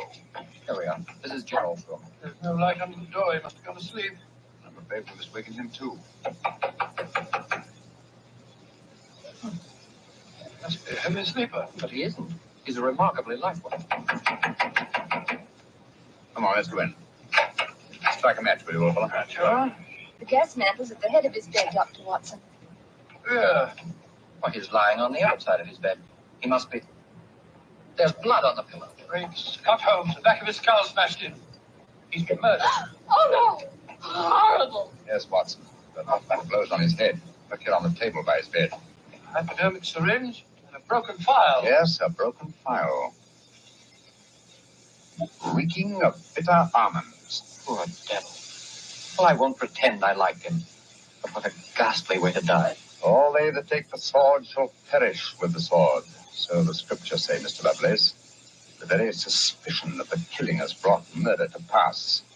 Well, it's too late to prevent it. Our job now is to find the killer and see that he's brought to justice.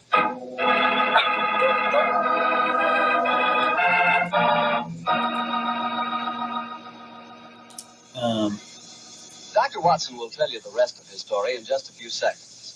Just What time enough for happened me to to the tell you two that were if there's taken one down? wine that's perfect for any occasion, it's Petri California Sherry.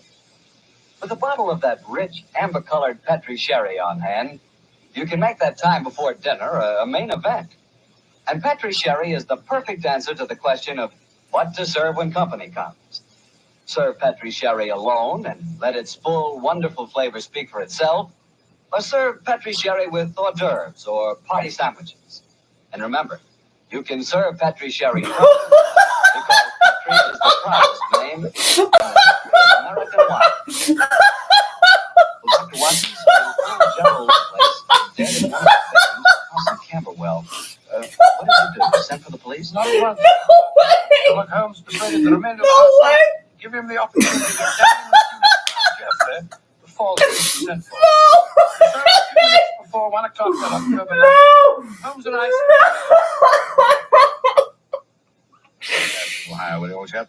No. You know, Holmes, I think you should have sent for the police right away. In a case like this, Watson, I prefer to be my own police. They did. They I have approved it. spun the web. They approved the green photo. What are the results of your medical examination, old chap? I got him. Constructed it, Holmes. He was first beaten on the head with that poker lying on the floor. Then he had the full vial of cyanide injected Oh. into his left wrist. Can you estimate the time of death all accurately? No, this room's confounded down. Not a chance. He might have died any time from Not 1 a chance to that's real. 5 hours. Now 1 o'clock, and we know that he was alive. Edmund Lovelace saw him leave for his room at that hour. Yes, if he was telling the truth. One thing we do know for a fact, this man was murdered at the exact moment he was going to bed. He was wearing his nightgown. He doesn't look right. Possible to murder He approved it. 8 and then Somebody in his approved nightgown it. to confuse us. No, my dear chap. You will notice that the hypodermic needle passed through the sleeve of his nightshirt here. Also, the nightcap is crushed and bloodstained from the blows of the poker. No, Gerald Lovelace had prepared the bed. A glass of water on the night table and the prayer book. Yeah. Yes, signs of a prosperous and meticulous man. Very fine gold watch and in excellent condition. There's the Don't answer, tell Watson. me. What do you mean there's the answer, Watson? I just wound this watch one turn and then it was fully wound. That provides us with the time schedule for our murder. Come on. We'll send a servant for the police, and while they're on the way, you'll call everyone together. I should like to Okay, so then we delete this family. we delete that one.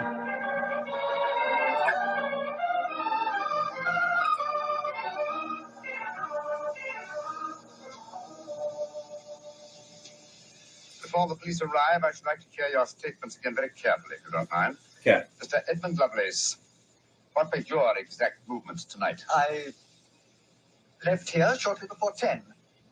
From 10 o'clock until the time I came to Baker Street, I was with my client. His name and address, please. Derek Waterlow, 39 Onslow Square, South Kensington. Thank you. Make a note of these, will you, Watson? Your Holmes. You, Miss Harley, and you, Mr. Randolph Lovelace, went to the theater together. Can any independent witness testify as to your movements? Oh, yes, Mr. Holmes. We went with friends, the Grant Morsleys. They live at the Clarendon Hotel off Charing Cross. What time did you leave this house? Well, it was about 7:45, wasn't it, Alice? Yes, and after the play, we went to the Café Royal for a little refreshment with our friends and then came back here. I see. At what time did you arrive back at this house? Just a few minutes before midnight. I remember the grandfather clock in the hall striking just as we went into the drawing room. And your brother... It shouldn't be under gun grips, though. It should Have be you any under idea both. of his movements tonight? He never goes out after dark, Mr. Holmes. But I spoke to the cook as we came in tonight. She says that he played cards with her until just after 10 o'clock. He was fast asleep when I looked in on him shortly after midnight. Thank you. You've made a note of all these facts, Watson. Yes, That's right. We will see Good. Then if let's begin our way to Baker if Street. the picture of the bow gets I us know. through. Please give them my regards, will you? That is going to be our go-to. And tell them I don't want to hit that well too many in a little times, over right? 24 hours. I want to be real careful.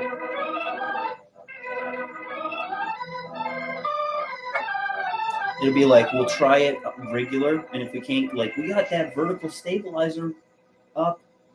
We didn't have to mess around. We just put it right up.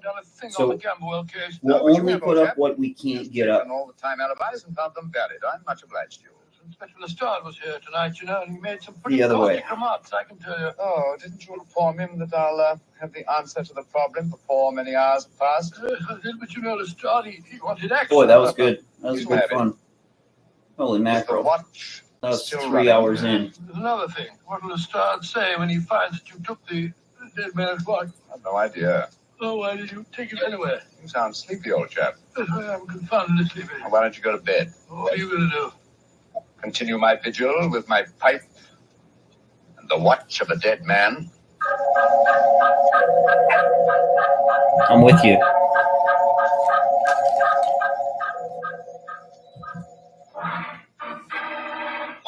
Watson, wake up. What time is it? 5 o'clock in the morning. We're already doing up at this hour. The watch has just stopped.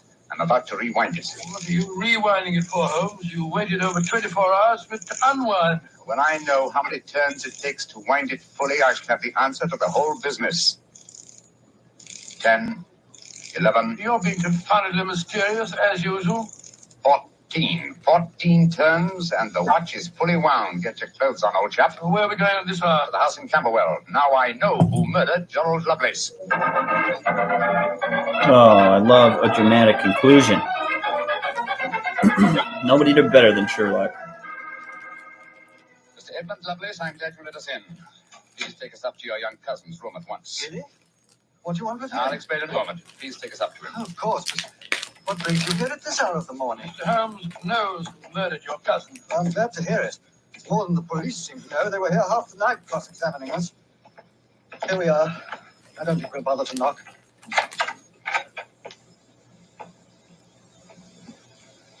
Gilly? Gilly? I'm awake. We heard you coming up the stairs, didn't we, Gladstone? It's the same man again. You're not going to take Gladstone away, are you? Please don't take him away. Don't worry, Gilly. We're not going to touch him. Oh. All right, then. Oh, Gilly. Yes, You really love that dog, don't you? of course I do. More than anything or anybody. I believe you'd even kill a man who tried to hurt Gladstone. Wouldn't you? Oh, yes, sir. I would. Gilly. No. Shut up. Gilly. I don't think you really kill a man. I don't think you could. Couldn't I, though? How would you kill him? I'd hit him first. I'd take a poker and hit him on the head so he couldn't fight back. And then I'd take the nasty needle he told me he was going to stick in Gladstone, and I'd fill it full of that water he showed me, and I'd stick it in him. That's what I'd do. Then he'd be dead. And he couldn't hurt my Gladstone anymore. Not ever. Let's leave him, shall we? Goodbye, Gilly. Pleasant dreams. Goodbye, sir. Good old Gladstone. You satisfied, sir? Yes. Poor Gilly. There's no doubt about it, of course. Can there be no one who described the murder to him, and yet he's just given an exact description of its method? What'll happen to him? They won't try him. No. They'll pressure in the right places, and you'll be released to a private nursing home. I'll do everything I can, Mr. Lovelace. Thank you, Mr. Holmes. Thank you very much.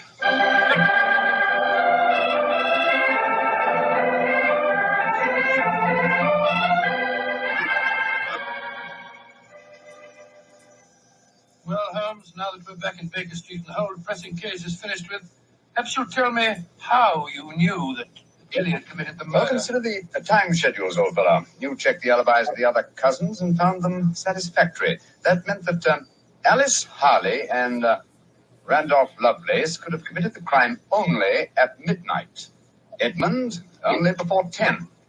Gilly, only around 11.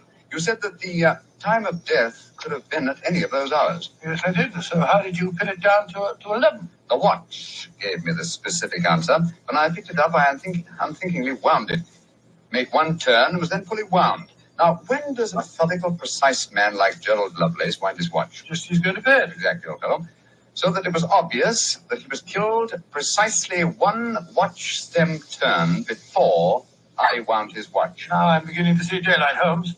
So you let the watch run down? That's what I did. It took 28 hours from 1 o'clock the night before last until 5 this morning. Now, how many turns did it take to rewind it? 14, wasn't it? That's right.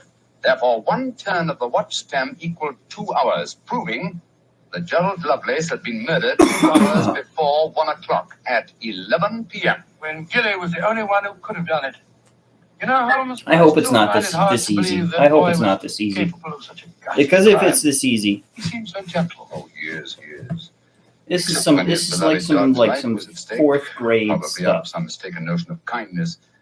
Gerald Lovelace warned the boy of his intentions regarding the dog. I'm embarrassed. I'm It's a sad embarrassed. business, I what have you to do said. this. I hate to think of that boy spending the rest of his life in a mental home. I have one prayer for his future. What's that, Holmes? The dog Paxton can't live very long. I pray that Gilly does not long outlive him.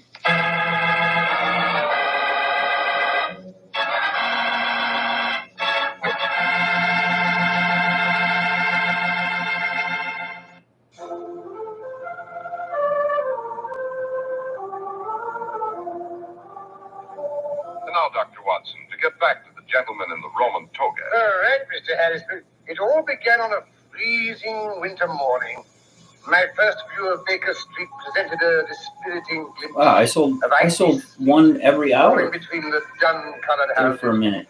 I donned my carpet slippers, my oldest trousers, and a well-worn bathrobe with the firm intent of enjoying a placid breakfast and settling myself in front of the fire for the rest of the day.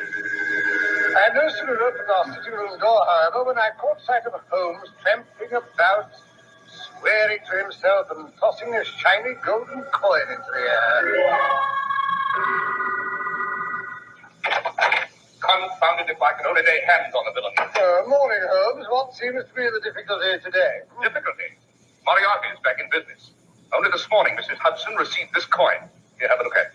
A handsome gold sovereign. Flooding the town with them. Great Scott, don't tell me Professor Moriarty, the greatest criminal in Europe, has turned philanthropist. No such luck. That coin, Watson, is counterfeit. A brilliant job, more the pity. Only an expert can spot it. No wonder Moriarty has been so quiet these last 2 months. It takes time to develop a coin as perfect as this. Well, at least he hasn't had time for murder, arson, or any more of his serious crimes. All right, I think we're gonna pick up there tomorrow.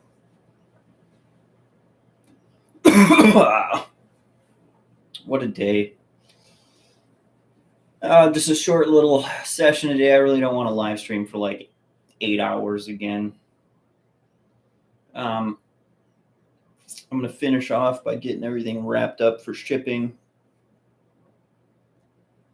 I got to get to the library and get thank you notes printed out on sheets of paper.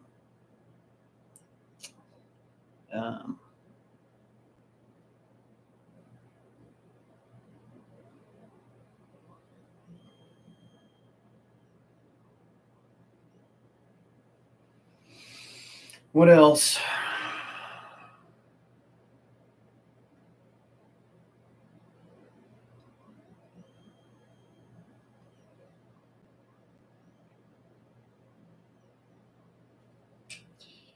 Priorities, get shipments out.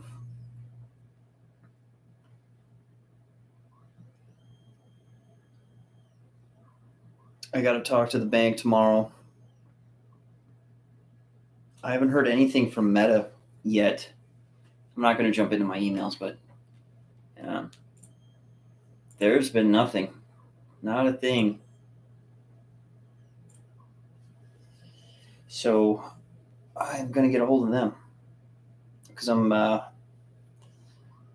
somebody got a hold of my credit card information on Meta and just took everything out of my account, ran me into the negative. And by the time I got a hold of it, I was $1,000 in the hole. So I got to work that out with the bank. Meta is not taking any communication from me. So I'm going to look into that here today, and I'll have an update for you guys tomorrow. Thanks for watching whenever it is that you're watching it.